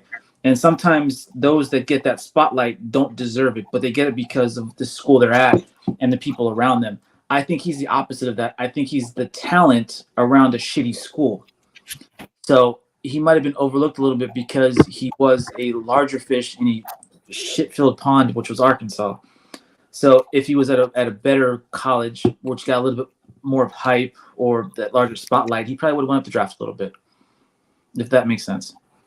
Yeah, but I mean, okay, but I'm just saying, like right now with what we have, because I figured he was going to make the team irregardless. But I don't know why he was overlooked, because our cornerbacks, for lack of a better word, and I'm going to be nice because I love purple. They suck, dude. I'm going to say they're mediocre, and that's on a good day. So how he didn't make it is beyond. I don't know. I honestly I don't know. Why he was overlooked, I don't know if he's got an attitude or they don't like him. I mean, physically he looks fine. Like talent-wise, he looks fine. I think you might be missing kind of the point of my question, though. Sorry, man. So I'm going to say it bluntly. Do you think he would have made the roster before Kyrie Jackson passed away? Oh, that dude was good. That dude was good and had the pedigree that I have such a hard on for. I don't think so. Okay. And you also got Blackman getting injured too. Yeah, That too. there's a lot of injuries. Any other UDFA stand out to anybody? Someone's got to say it. Owen Porter, man, right? I mean, am I crazy? No. But those are two separate discussions. There were two wideouts from Mercer. I don't remember their fucking names. Are they doing anything? I remember they were okay. Joshua Jackson, I think. One of them had a weird. Sean Jackson or something. Yeah, that's the one that Trevor was talking about. I think you stepped out of the room. Yeah, he's apparently performing well as a UDFA. During the OT, not OTAs, but training camp. They said he been showing a thing or two. Yeah, one of them had some stats that were like nasty, even from like a fucking bullshit college like Mercer, like nasty stats. I don't remember one of the two, the wideouts, but I was just curious if I haven't been following them, so I didn't know if they were doing well. So I see you, my man. They might be doing the preseason game, so hopefully you'll be able to see them.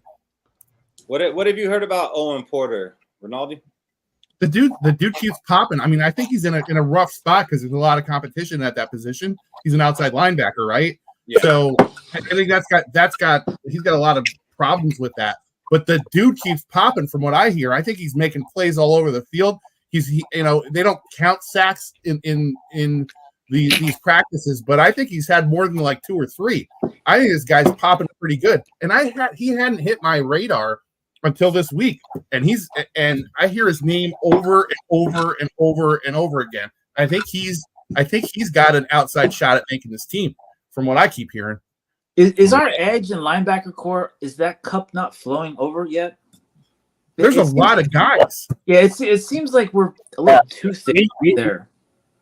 I mean, there is. Yeah, we might have an embarrassment of riches now. Right, yeah. And at that, we haven't got Gabriel Murphy, who Flores has been gushing over. I think it's a lock that he makes it.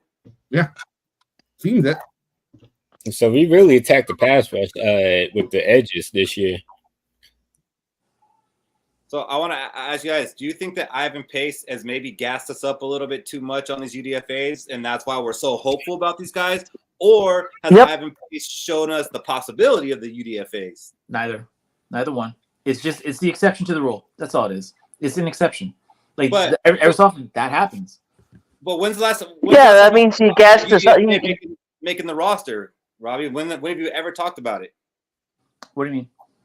Like, when have you ever talked about UDFAs? I mean, Ivan Pace. So now we're talking about UDFAs. Oh, I'm sorry. I misheard you. I see what you're saying. Nick, thank you. Actually, that does help. He gassed us up. I apologize. I misheard that. Yeah, he definitely gassed us up because he does represent, and I love that dude. That dude's a nasty badass. He's the exception and definitely not the rule.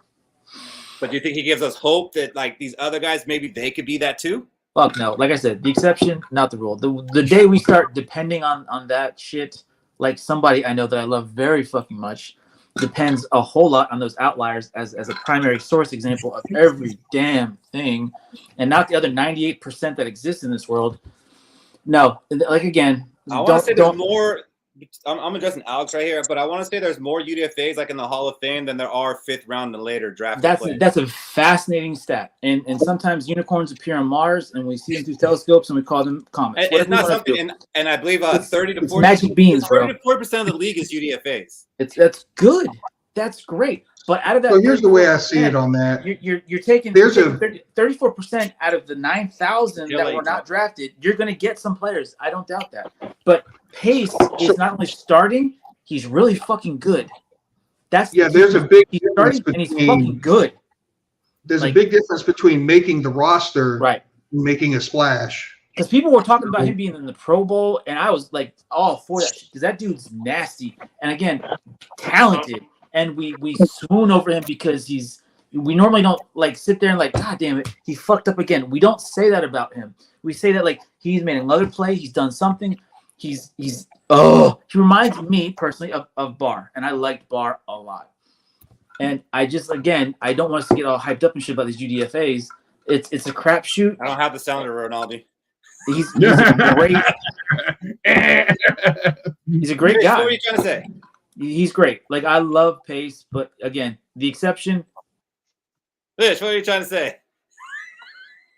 Well, I mean, look at it like this. If a UDFA hits wildly, look at it as like the opposite side of the spectrum from when a first-round pick busts. You know, it's like, yes, but you don't. It does. I mean, it's not the norm. So, all right. So let's look at our UDFAs. We're kind of high on, right? We like McLaughlin. We like Gabriel Murphy.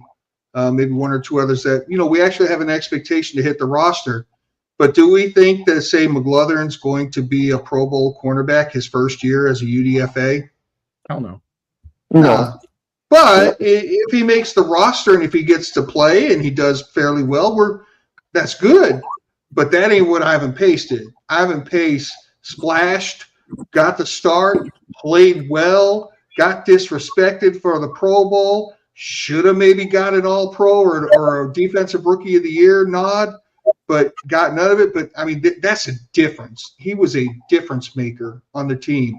And, Gabriel Murphy could probably make the team, could get some play time, but that's not what we're talking about. We're talking about splash and holy crap and this guy. And I asked this question in our group chat, fellas, and it was real simple. Let's not talk about who's the next Ivan Pace. Who was the previous? And who was our previous Ivan Pace? Adam Thielen? And even Adam Thielen, was he really Ivan Pace? Adam Thielen was kind of like, he got a little bit of playing time and did a little special teams, but he wasn't like wide receiver 2 and banging on the door his rookie season. He had to work his way in. But even if you use Adam Thielen, he came into the league 10 years ago. So stop looking for the next Ivan Pace. Be happy if we get some good productive players out of UDFAs, but do not expect the next world beater to come out of UDFAs. Be happy when it does happen. I've seen a lot of drafts. In general, like, are we getting excited about the UDFAs? Because, like, we're saying McLaughlin, we're saying Porter, we're saying Gabriel. Like, 5 years ago, I probably didn't even know the UDFA's names. I've seen a lot of redraft lists that have him in the first round. A lot of redraft lists that have him in the first round. Pace. I don't really believe that second round, but definitely not first. But I'm just saying there are people that believe he's that talented. Yeah, I mean, to Fish's point, I don't think you're gonna get another Pace, but I do think that more than one make it on this team this year. And last year we had 2. It wasn't just Pace; it was Andre Carter. Now he may be a bust. He may not make the team this year, but he made the team last year. So there were 2, and it's not unrealistic to think there's 2, maybe even 3, because we lost the draft pick due to a death. I mean, you got to fill this roster up with someone, right? So I don't think it's unrealistic to think 2 or 3 guys could make the team. Are they going to be starters? Probably not, of course, right? Come on. What do you got, Shaq? Now, I'm saying I'll be happy if we just get 1 to make the team because we're not relying on them to be starters. Yeah, we see that they get first team reps, but it's only due to injuries that's happening during the training camp. So the real people we should be worried about is actually our first round picks. Hopefully they ball out as a UDFA, but don't expect much from our UDFAs, at least not this year. Maybe in future years. And they talk about it. Well, every year we get some new toys, and then we always want to hype up these new toys and then forget about the old toys. Can I say something that might sound stupid? Yes. Go right ahead, Nick. We love stupid. Too late. Okay. Oh, fuck off, Robbie. If you're relying a lot on UDFAs, I'm kind of worried about your drafting ability. That is fair. That's fair because to a they point go hand in hand, but so far it feels like it hasn't. So I know they said this to that point. If you look at Rick Spielman, he was known for he didn't really care about UDFAs. He wanted that draft pick, and rather having them negotiate this contract and free agency, he'd rather have that pick. You come in here, and then if you suck, oh well, I took a chance on you. If you hit, I'm a genius. I see Quasi doing a different approach, as in, well, a lot of players don't really pan out from the 5th round on. And if you hit, you go to Robbie point, that's a unicorn. Thank God you hit on that pick. But the chances of you actually finding the next Tom Brady, Joe Montana, and all that is rare. Did y'all see? Wait a minute. Hold on. Did y'all see Milton tonight? That dude looked good. Even playing with a 3rd bullshit nasty string looked good. 6th rounder Against a 3rd string defense. Against the 4th string offense. Shaq, another underlying point to what you were just saying though about like Rick wanting the 7th rounders and avoiding the UDFA process. Typically UDFAs do better financially than 5th round picks and later. So there's a money aspect to that too. I think Rick was going after where if I draft you in the 7th round, I ain't got to pay you what I'd have to pay you as a UDFA. Mm-hmm. And I don't know that 7th rounders get $300,000 guaranteed, but UDFA sure seem to be able to get it. So you got to click on that link and jump on with us. Come on, man. So it kind of makes me feel better about only having like 3 draft picks next year, that they've been able to have, some kind of success.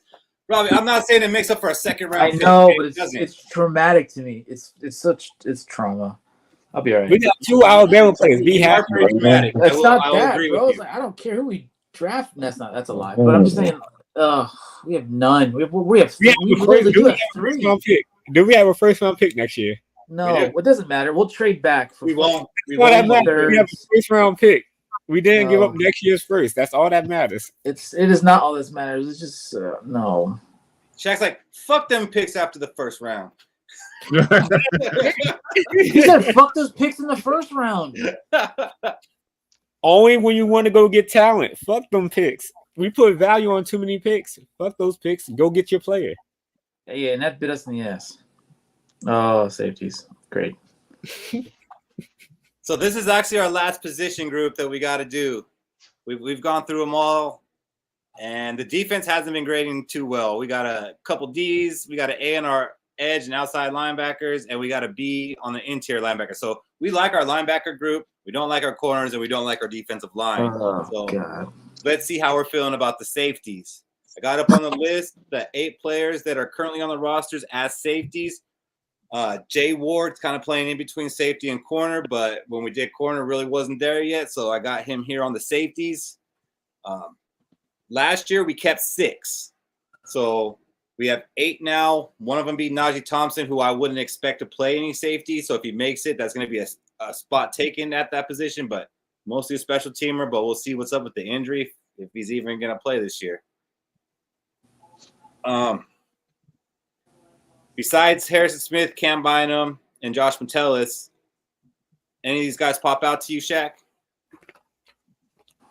So lately, according to all the media that's been watching the training camp, they said Dale Jackson has been making a lot of plays. So he's young too. When you look at his age, he's only 25, so he's kind of just reaching his prime. And hopefully we can get that mix in of Harrison Smith, Cam Bynum, Josh Metellus, and Dale Jackson. So saying, if Dale Jackson getting all this burn during training camp as a 4th safety, I'm liking what we might be able to do with different matchups and schemes with Flores, because he doesn't just run the 3-4. He runs multiple defense depending on who we play. So it might be some games we have 4 safeties out there and don't have that many cornerbacks. 4 safeties. That sounds crazy to me. That's wild. That's wild. Skol, Leonard. Hey, buddy. What's up, fellas? I had a long ass day today.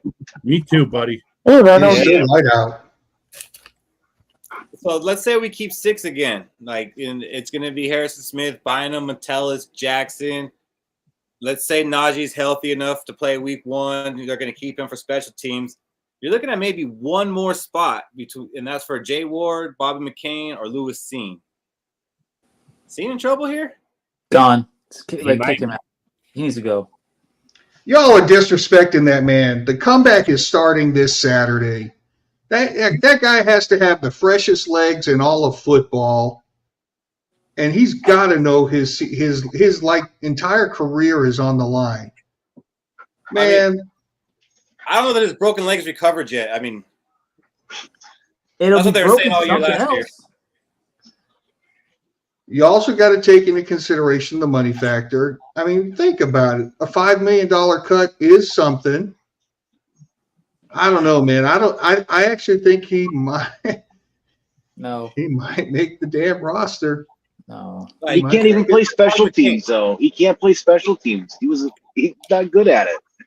I know he hasn't. But He hasn't been able to since he was a rookie, Leonard. But he's 30 years old. So are you going to cut your 24-year-old former first-round pick and that you're going to owe $5 million and keep a 30-year-old safety when it's not even for like a starting position?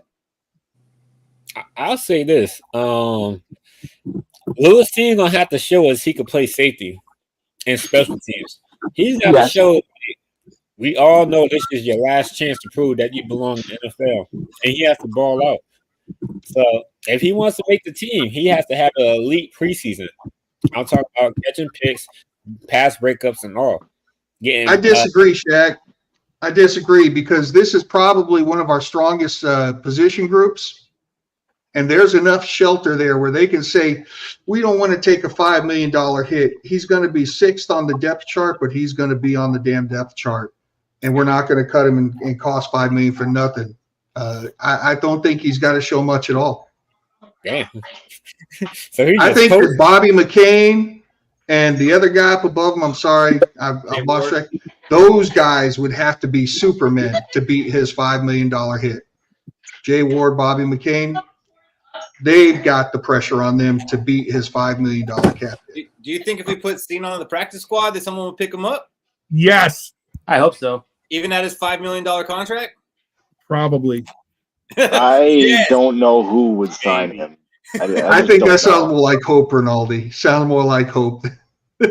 He looked so lost in preseason last year.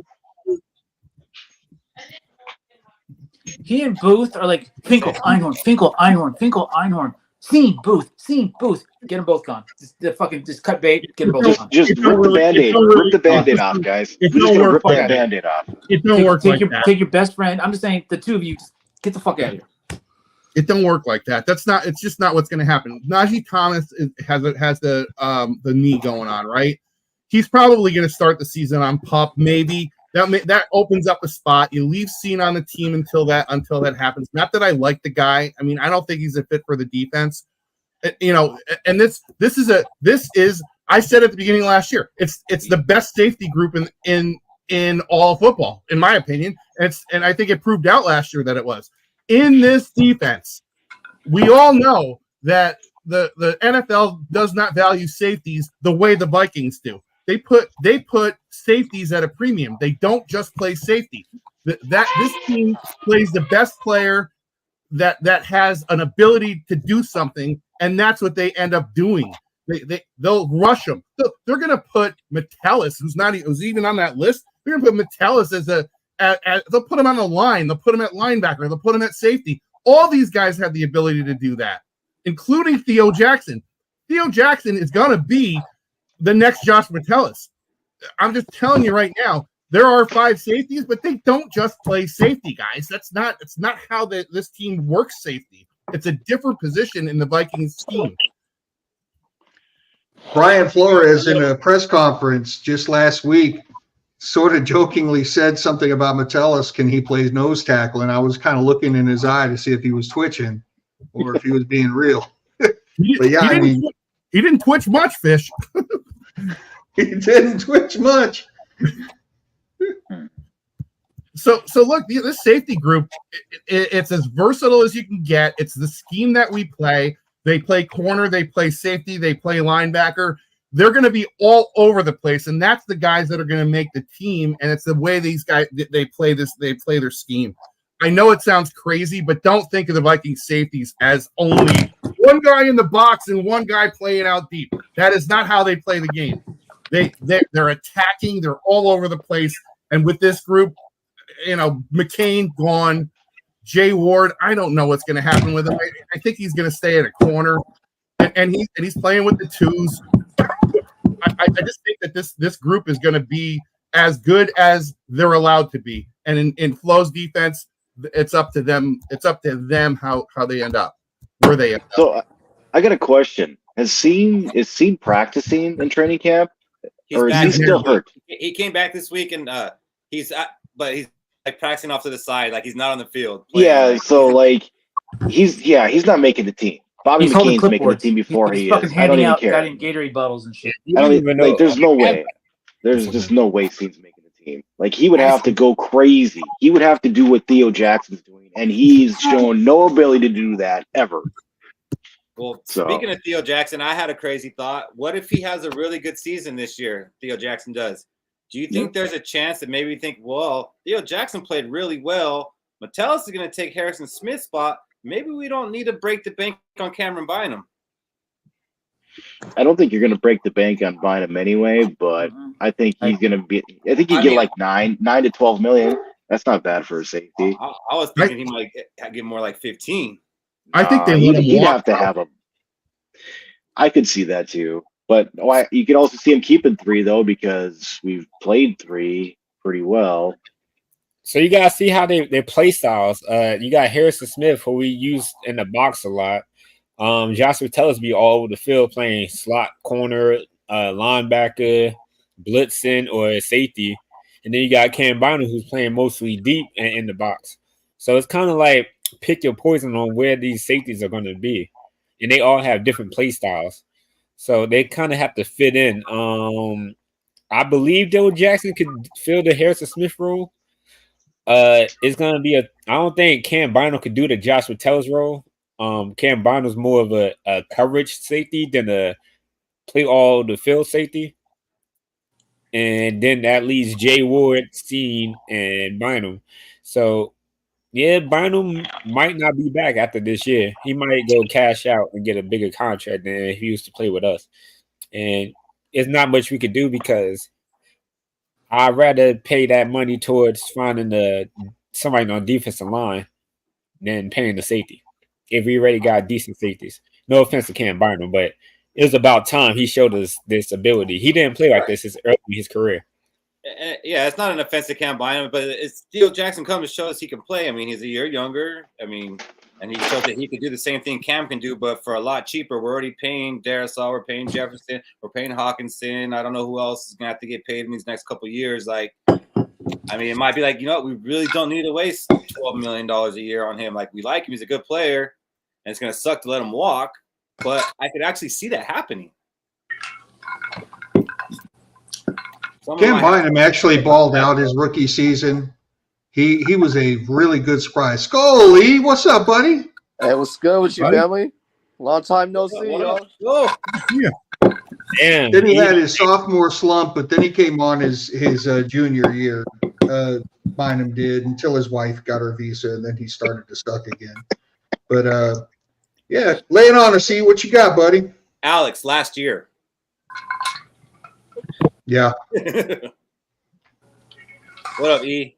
What's up, y'all? How y'all doing? Well, what are we talking about? Right now we're talking about our safety group. Okay. And do you think Steen might be in some trouble if we were only keeping 6 of these guys? Absolutely.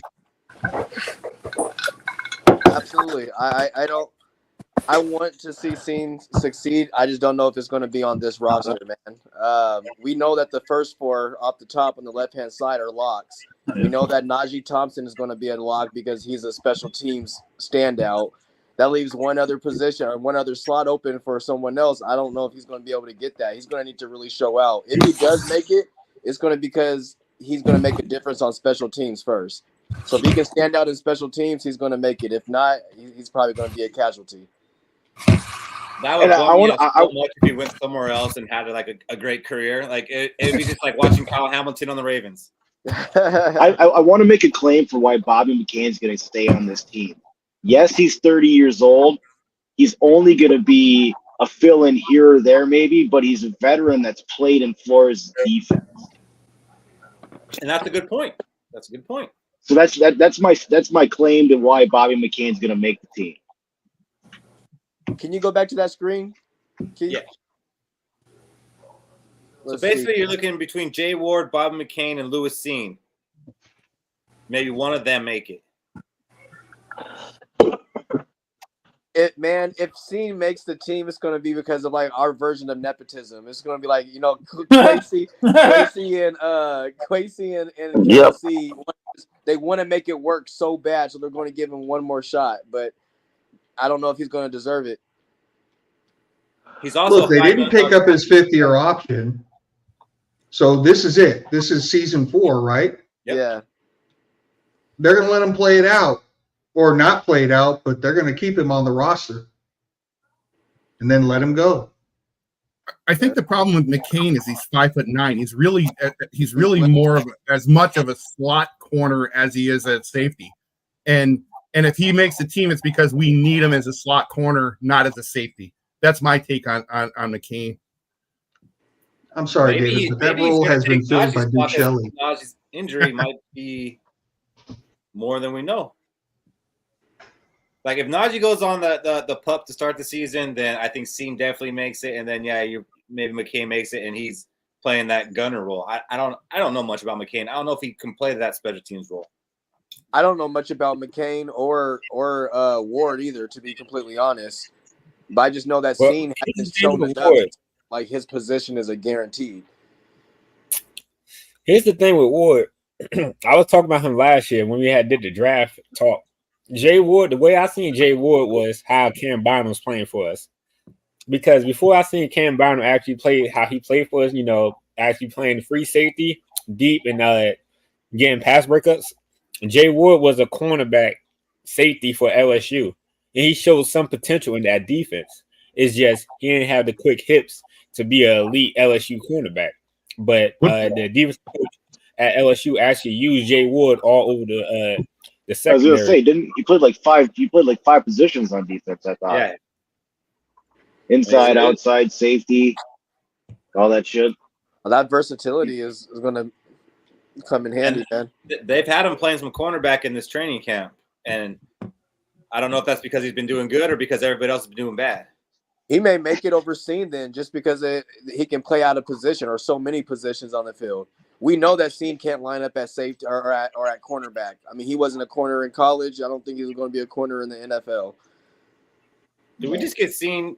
Did you say Scene playing corner? I never seen him play. He was I got suggested last week and we killed the guy for it. No. The only thing he probably play is like linebacker and safety. He can't really play corner. And he's too small to play linebacker. Yeah. Well, I gotta get off. I gotta wake up at 4:00 in the morning. I just want to do a quick hot take for preseason. I'm gonna say Jalen Naylor is gonna have 4 touchdown catches this season or the preseason. The preseason, he's gonna have 4. I think our offense is gonna go crazy. But I gotta hop off. I gotta go shower and go to bed. Shit. So Skol, Leonard. Skol, everybody. Good night, buddy. All right, Y'all have a good night. See you, buddy. Have a good night, buddy. Yeah. When we do the hot takes, E, if you're still on it, they got to be preseason related. So get the wheel spinning while we're talking. Oh, I already got mine. All right, I'm ready. Whenever you guys are ready. All right. Well, let's go ahead and grade our safety group. Let me put it back up. And I'm gonna go from the top to the bottom. Fish, what are you grading our safeties at? All right, so I'm gonna give them a B. I think they're good, but I mean Harrison Smith is kind of falling off. Cam Bynum did tail off the second half of last season. Josh Metellus is good. Theo Jackson shows promise. I'm gonna give him a B. You know, a couple of years ago, this group would have got a definite A from me, but like I said, little fall off, little inconsistent play at the top, and yeah. I think a B is a good grade for him. Naldi? A++, A+, A++. The best in the league. What the fuck? They're not even the best in the goddamn division. Yeah. Whoa. Can I guess who you think the best in the division is? Let's guess. It's Detroit. Not the I was going to Packers. guess, but thanks, Ronaldo. Not the Bears. But go ahead. The Bears? Not the. Oh, I thought you just gave me a dub air right now. No. All right, so we got an A++. So like whatever you guys say is not going to matter because Ronaldo put so many pluses on that, like you can't bring it down. What about you, Nick? What are you grading our safety group? B. B? I like Bynum. I like Metellus. So B. I am worried about Harrison Smith declining this year. Oh, and I like Theo Jackson too. I like Theo Jackson. I'm a little bit worried about Harrison So I'll Smith go with a declining B. too, but I think he knows like this is his last ride, and like I think he's just gonna give every ounce that he freaking has. So I'm gonna believe in him. Yeah. Like he really could have just walked this year and like waited a little bit and joined a contender midseason and done that whole song and dance. But no, he chose to be a Viking through and throughout. So I'm gonna give him all my belief. Oh, true. I love Smith to death. I like this secondary. I do. I like to think this group as a B, but with the way this group is and the Indian burial ground that they practice on, I'm just gonna like foreshadow what if. What if Smith goes down? How much fall off the cliff is a B of a grade if Smith goes down? Is it just a slight B minus? Or is it like, oh dear God, that's a fucking D? So again, like the way our players have been dropping in the secondary, like I swear to God, there's like voodoo or some shit. It's just fuck it. Whatever starting quarterback or safety comes out. I'll be killed the voodoo. Okay, good. I'm gonna side with the Get another one. I'm gonna say B. Just so I'm you're gonna say going with B.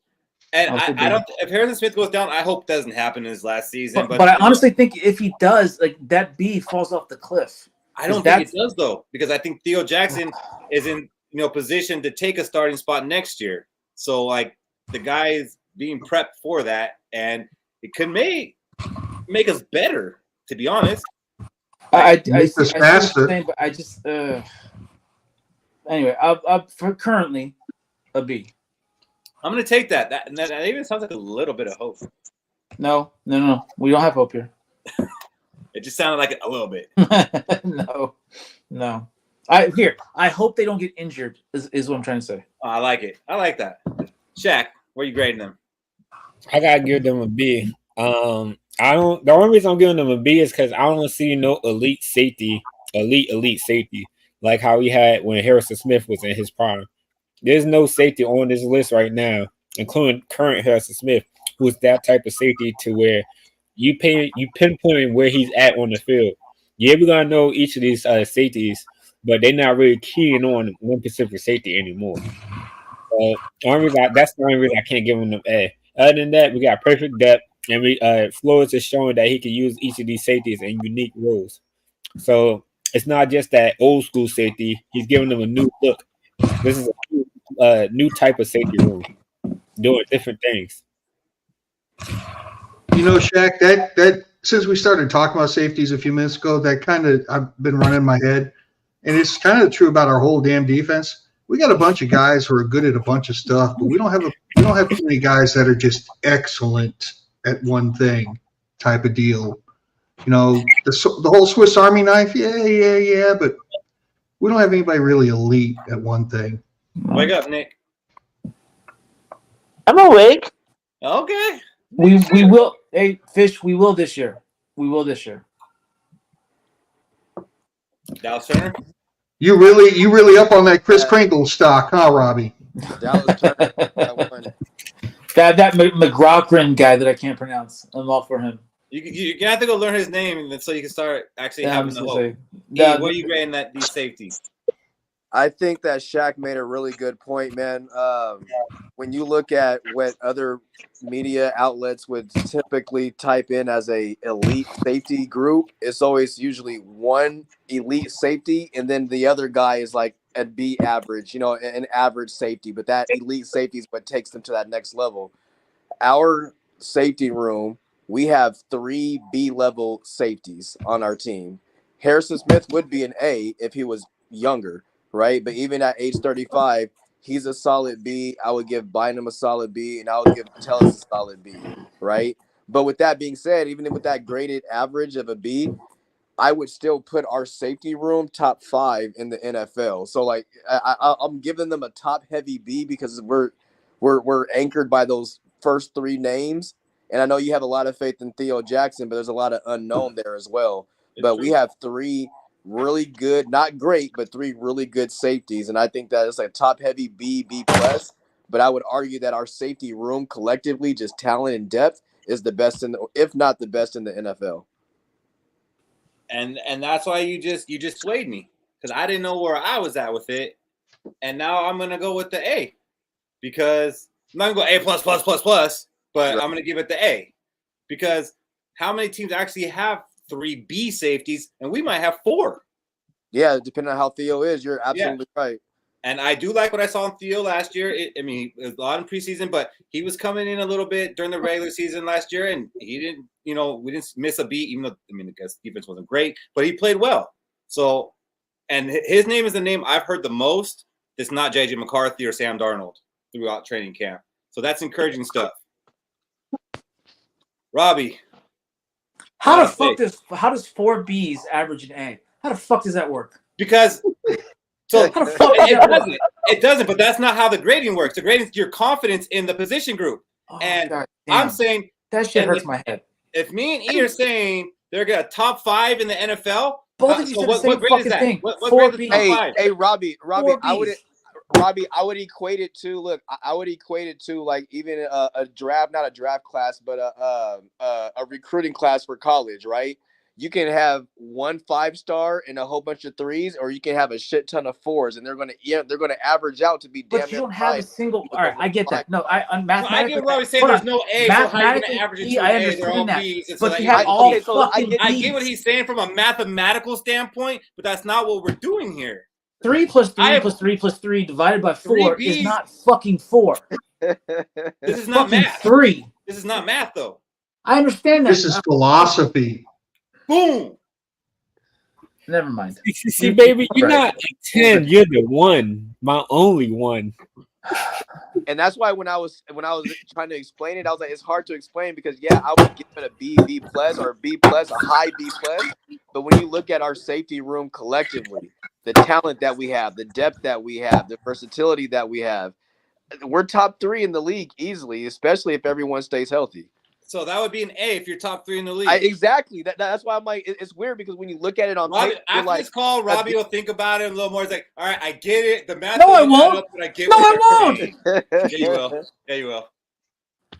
Fuck me. You need to put that. You don't have to have all A's to be an A because you nobody can't has fucking all A's. have a grade of A if every goddamn one is B. It doesn't fucking make sense. So Robbie, no position group in the whole NFL. They're all C's. Give them a fucking F. Oh my God. Robbie, so no position group would be an A, like in any team in any group, because nobody has all A's. Exactly. So don't be dumb. If you Think have about this. You're a smart bunch guy. of A's and 1 B, that's definitely an A. Not when they're all the same. How many teams even have I'm 2 done. A's at Move wide on. receiver? You guys are right. I'm wrong. Can we just move on? Thank you. Damn. Thank you for conceding. Yeah, I so did. So, in Robbie's defense, I'm trying to think of the safeties that's like you consider elite right now. Let's just throw the Minnesota safety Antoine Winfield Jr. out there.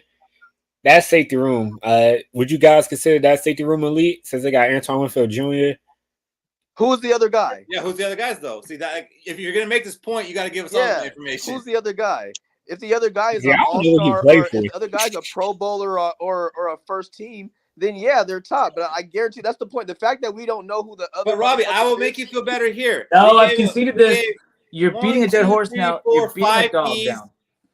This is where the math comes into play. Now we average our grades, and it's a B. Okay. No, I get that. I totally. It's probably B plus because you both. So we're 2 A's and 95 B's. I mean, Robbie, it's not your first time on the show. No, it's not. I've always said it's it's the just first A's time and with B's. I don't give a fuck about the plus and minus. I know. So it's a B. Fuck does that happen? All right, guys. Yeah, we're I'm good. getting a drink. No, I feel so good. I'm almost out. There Yeah, is I don't know who position they group we didn't cover, and we're not going to cover, and that's special teams. Hey, There's really nothing to talk there, but I think we're all confident in our kicker. Okay. We're all confident in our kicker. We know where our kicker is. There's no debate about that. Our returnmen are most likely in Wangu and Powell. We do have a punter competition going on. Does anybody know why? I don't even know who our punter is. I'm gonna be real. I don't know what a punter is right now. Ryan Wright. Oh, the guy from last year. Yeah, big boy. Yeah, but then we brought in another guy to challenge him. Vernon. Yeah. Fuck him. You know, just let Riker kick them all. Let him punt too. Fuck it. Just let him do that. He'll probably do better. I think we're gonna keep Wright. So where I'm kind of going with this is, do you think maybe they brought in Vernon because maybe he can do this new kickoff better?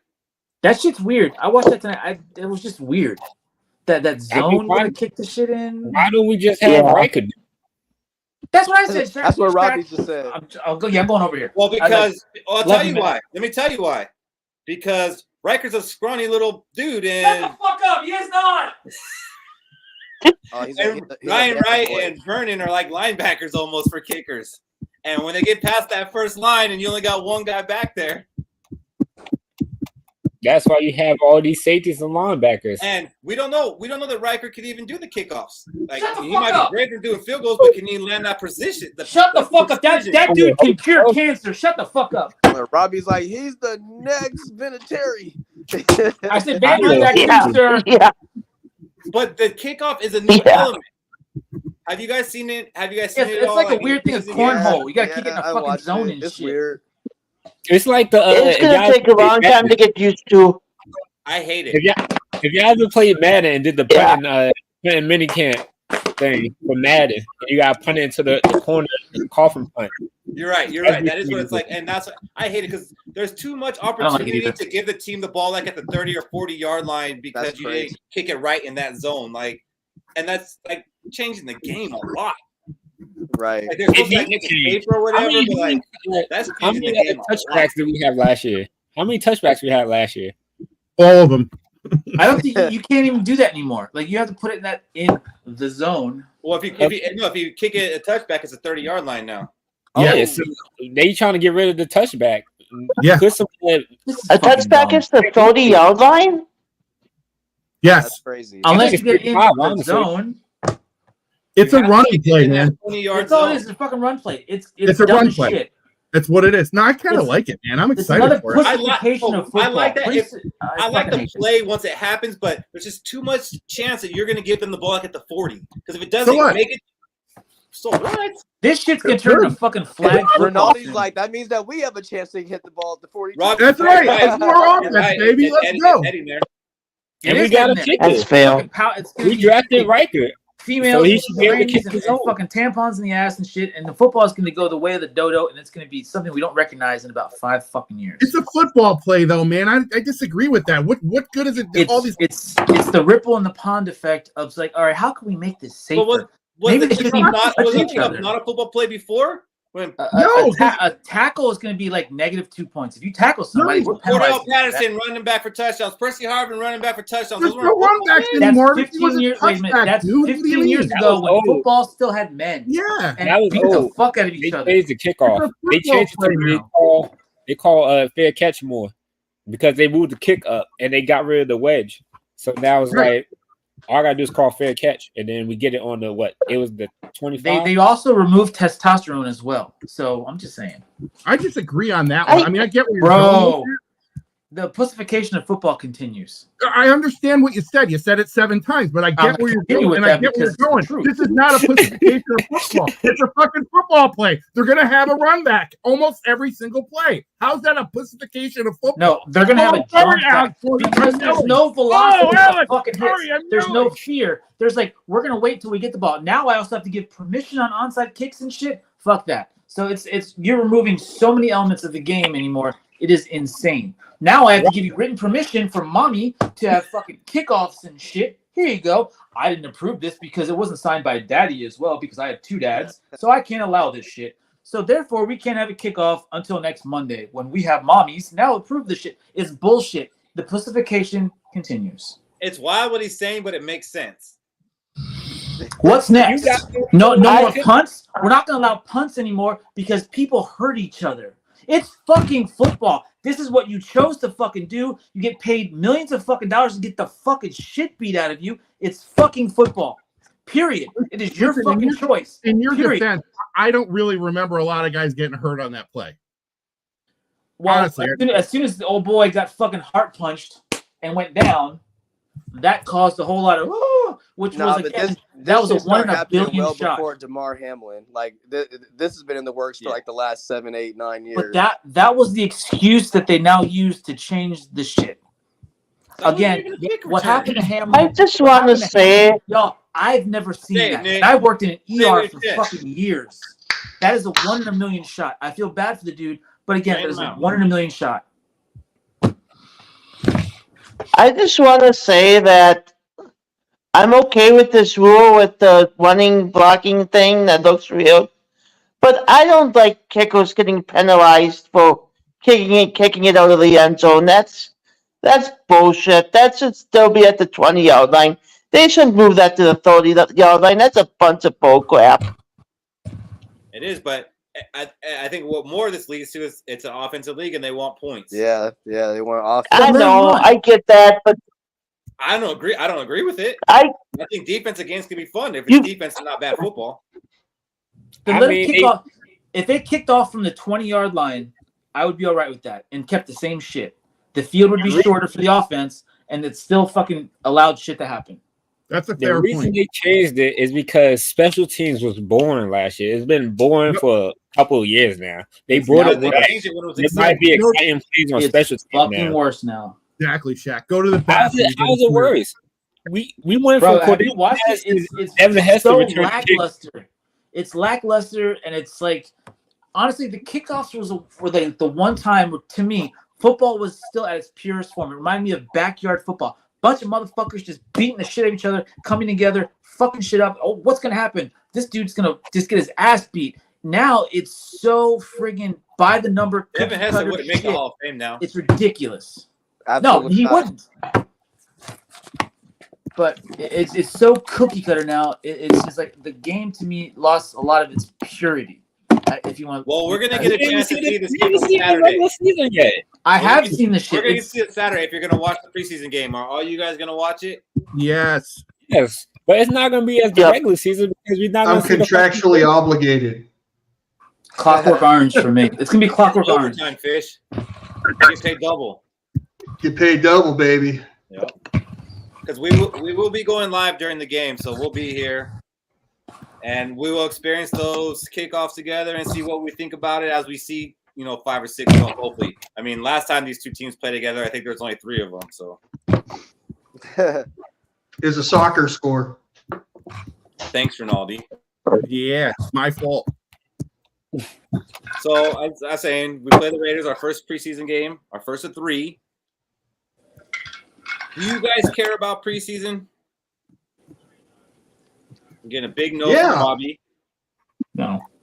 Define care. Do I care if we lose and win? No. Like, do you like the outcome? The game? Like, you're gonna watch it. You tell your wife, "Hey, the Vikings are playing at 1:00. I gotta watch it." Fuck no. Not to that extent. No. You absolutely. Absolutely, because let me tell you something. You can get some good indicators in the preseason, not about the record, but about what you see on the field. I keep jokingly bringing up Rashad Breeland. He got burned. A lot of people in the group reacted. And some people were saying, calm down, it's preseason. What happened in the regular season? You got burned over and over. Over and over. He got toasted like a marshmallow. And so you can find good indicators in the preseason about what you can expect to happen in the regular season, not necessarily for the record, but for what the roster, what certain players can do. If we remove the quarterback situation that we all have this debate in, let's just remove that one position. Do any of us give a fuck about the preseason? Yes. Bullshit. Yeah. Yes. Bullshit. I don't know what this defense is going to be, Robbie. All of you get B's, which equates to a fucking F. Fuck Can that. we answer? So we have like 5 other rookies, big guy. What the fuck just happened? Robbie, we've changed our defense over so much. Like, I'm leaving that. I like that. I think the preseason it's important, but I'll watch it if I have time. I'll probably tune into the second and third one. The first one, probably watch the first drive because I know that Darnold's going to be on the field and they're probably going to give JJ some tick and everything. But I'm not as invested in the preseason as I am obviously in the regular season, man. Pause. I trust the E. coach's decision. I don't want to say. Hold on, E. Pause. You're going to be right here on this damn live call with us, suffering through it with us. I'm not gonna be suffering, man. I'm gonna be happy. It's Viking football. They're back on the TV. Hell yeah! We have a lot of things we want to see. We want to see JJ McCarthy. He's gonna play. KOC said that the quarterbacks are gonna be Sam Darnold, JJ McCarthy, and Jaron Hall. Why is Nick Mullins not playing? Starters don't play in preseason, right? Stop Ronaldo? it. Starters don't play in the preseason. That's why. If I'm home, I'll watch it. But I don't make a point to just stay home to watch it, if that makes sense. Damn, I sound real bad then because normally we do our grocery shopping on Saturdays. I told my wife, hey, after work tomorrow, we're going to the grocery store and getting that handle because the Vikings play at 1 o'clock, and I'm watching that. Hey, I'm more likely to be playing. I DVR it, though. Really? Like, all this build-up, all offseason, we've been talking about these guys all year, and this might be the most we see them play because they might not play too much in the regular season. Like, the rookies, these UDFAs, are they going to make the roster? Are they not going to make the roster? You don't want to see that? Is Singh going to get cut? Is Singh going to show improvement? Like, you don't want to see that? I didn't say I'm not invested. I only got 5 good weeks of camping left. Let me tell you something, Nick. Let me tell you something, Nick. I have a date Saturday with a woman I'm highly interested in where we're going to meet up for the shooting range. And I told her 10 a.m. Can't be later because guess what? I got a podcast to do at 3 for the first Vikings preseason game. And I'm highly interested in her. And I'm making her conform around a preseason game. Get your fan card up, son. Yeah, boy. Are you going to have a 2-seater?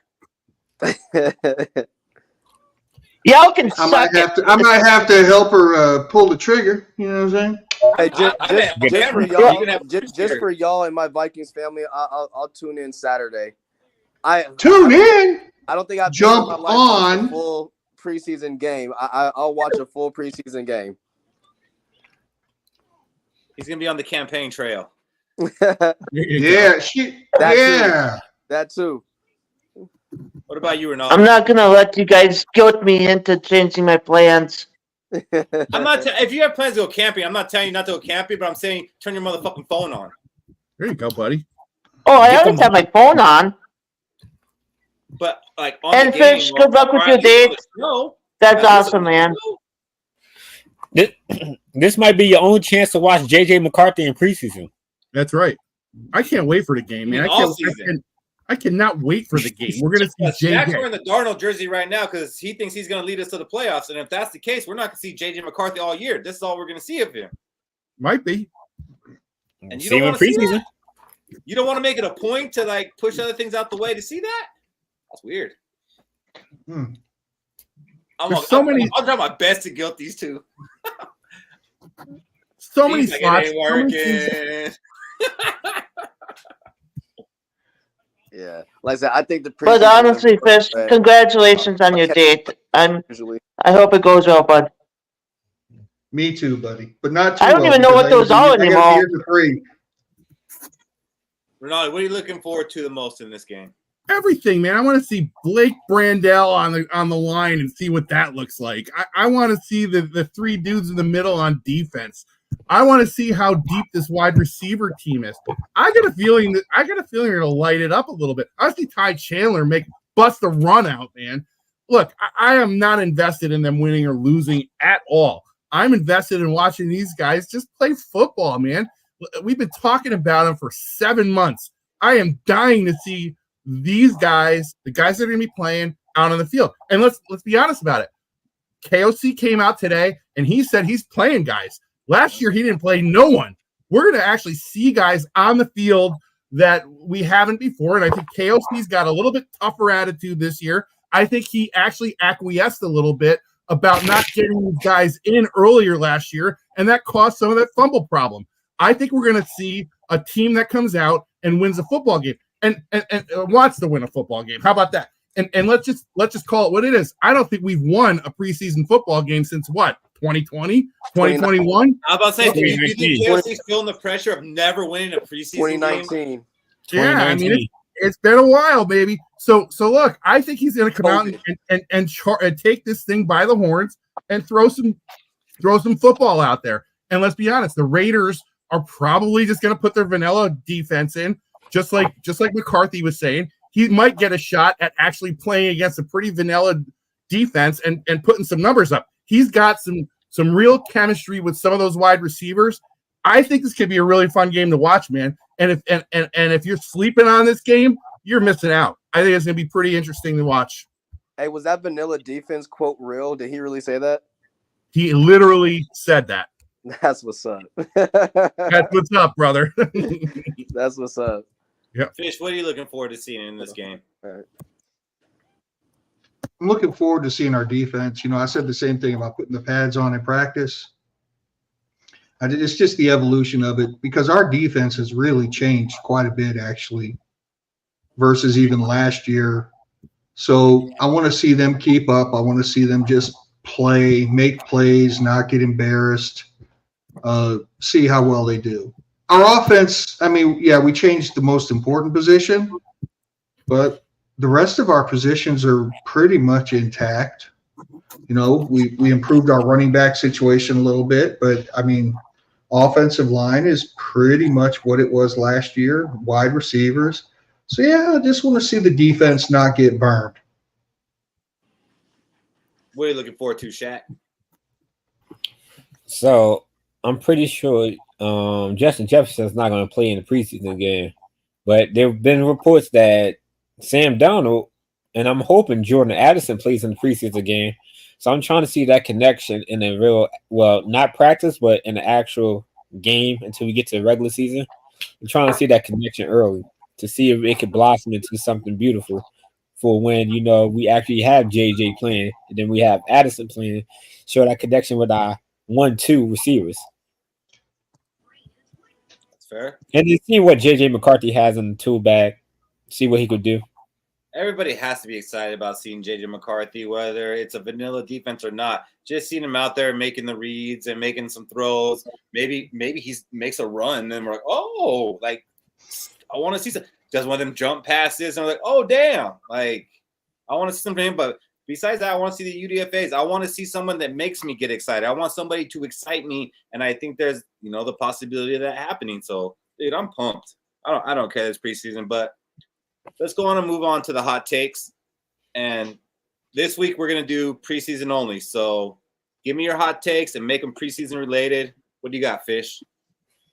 On Saturday, McLovin has a pick six. Woo! McLovin pick six for Fish. What you got, Shaq? On the first drive, Sam Darnold and Addison will score a touchdown. Sam Darnold and Addison. This doesn't have to be this game. It could be all preseason. All right, well, shit. That works for I'm me. just glad Shaq gave us one we can verify quickly. Yeah, but no, Shaq, you put that for the Raider game. Nick, you got a hot take for the preseason? No, does this have to? Is this for the whole preseason or just the game on Saturday? Whole preseason. Whole preseason. Okay, this is not. Okay, I'm gonna kind of help. Either Lewis Seen or Andrew Booth will have an interception. Lewis Seen or Andrew Booth will have interception in the preseason. That's a hot take. Either or. I love it. They need to. Putting all your hopes on Seen here, buddy. Wow. That's a shot. That was a shot right there. What about you, Nick? I would say the Vikings will break their 5-year losing streak in the preseason, but it ain't gonna be Saturday. They're gonna Okay. You know what? I was gonna say, that's kind of weak, E, but you put a little spice on it. I like it. So Vikings will break streak, but not Saturday. What do you got, Rinaldi? I'll put the over-under on this game for Vikings scoring at 30, and I'll take the fucking over. 30 So in preseason? over 30 points? Damn. In preseason? Damn, I like it. That's aggressive. Hell yeah, we're gonna score all them points in a game that don't matter. Gotta get it out of the way. I mean, we owe the Raiders some You points. get a touchdown. You get a touchdown. Everybody get a touchdown. So you guys don't think it's going to be a 3-0 ball game like the last time we played the Raiders? It'll be the most fun 3-0 ball game we'll ever have. I'll tell you this, E. Both the quarterbacks we got playing now is better than both the quarterbacks that played in the last game. You ain't lying. Who is the Raiders starting quarterback these days? They don't know yet. They got nobody knows. Quarterback in Aiden O'Connell, and then they have Gardner Minshew. Oh shit! So I did reports. Reports are that Gardner Minshew has been looking better than Aiden O'Connell, but they both look like shit. Yeah, if they're gonna give it to Gardner Minshew. No, to get back here. I'm here. You're gonna ruin the frame. Oh, you need a beer. Sorry, my bad. That was my bad.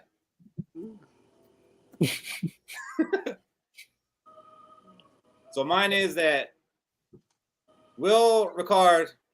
Is it Ricard or how do you say his name? Reichard. Reichard? Okay. Will Reichard will hit 2 50-plus yard field goals in preseason. Oh.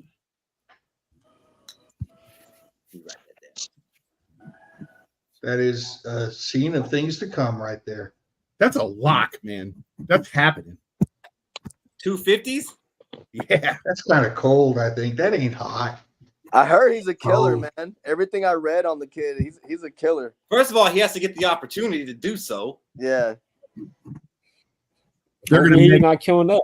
They're gonna make the opportunity. You watch. It's happening. It's going to be 2nd and 1 at the 50, and KOC's going to be like, go ahead and go in there and kick a field goal. For real, Fish. That's happening. That he's going to make You don't want to get the first? Nah. Let's just get the points to get out of here. All right. Well, that's pretty much all we got. So let's go around the horn with our final thoughts. I'm going to start with you, E.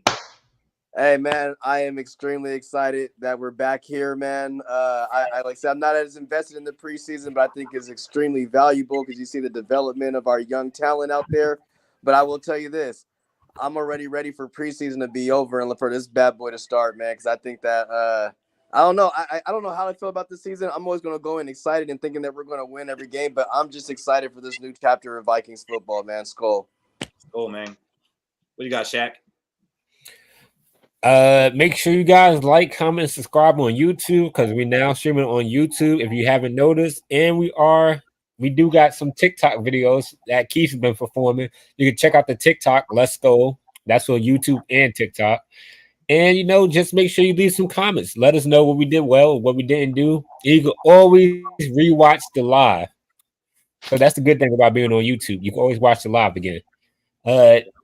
Watching it, hoping to see, that Sam Donald and JJ McCarthy, like I said before, in preseason because it's exciting. We don't have Kirk Cousins no more.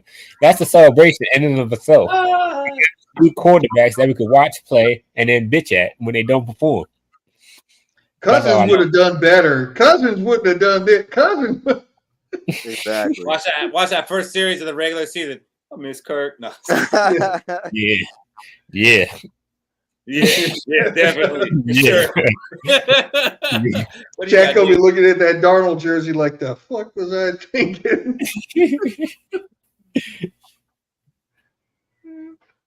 Nick. Oh, my bad. Sorry, I didn't know it was my turn. Okay. I'm just really excited for the season to start. I feel like we're playing with house money this year. Not a lot of expectations, and sometimes those are the fun years. So we'll see what happens. It's better for your heart, but I'm not giving them that slack. I got expectations. I know. I hear you. Week 15, we better still be in the wild card hunt. That's all I'm saying. I got expectations to be in the hunt. What do you got, Ronaldo? Wild card. Oh yeah, I think we'll be in the hunt. We should be in the hunt for a top 3 seed in the NFC. I thought you could say We should be over a top 3 pick. Either or, Fish. Either or. I'm down for whatever. Either way's a We win, can get a right? top 3 seed or a top 3 pick and nothing in the middle. Skol. Yeah. We're dealing with trying to get extremes changed. here. Or Ronaldo, sorry. What do you got, Ronaldo? Oh, I'm sorry, Ronaldo. Yeah. Hey, I'm going to do it. The Cody sign off again. Have to keep it up for the tradition. So I'm going to go with bang your mistress, watch your dog, and give your kids some tough love. Skol. I've said that. I've done 2 of the 3 this week, but my mistress is my wife, so we Attaboy. gotta watch our dog. I don't have a mistress. I'm kind of screwed. Wash your mistress, bang your dog. What? I'm glad there's only 4 people watching. What do you got for us, Fish? Are you ready for some football? Yes. Oh. Hell yeah. Let's go. It's time to start playing football. No more 20-second clips of one player versus one player. It's time to get on the goddamn field and start hitting, throwing, running, and doing all that shit. I don't care if they're going to be bagging groceries next week. We've got football. We've got Vikings playing football, and we're going to be here for it, and we're going to live through all the ups and all the downs right here, baby. Let's go. Let's go. Go, baby. Fish said it all. I'm excited for the preseason game. I don't care. I want to see stuff. This is what the build-up's been about. I think this was week 30 of the offseason for us. We've done this every week since the offseason, so this is the 30th show we've done in the offseason. We get to do the preseason. We're going to be live for that, so check us out. And if you can't make it, then we'll see you next Thursday. Let's go. Go, baby. Let's go. Baby.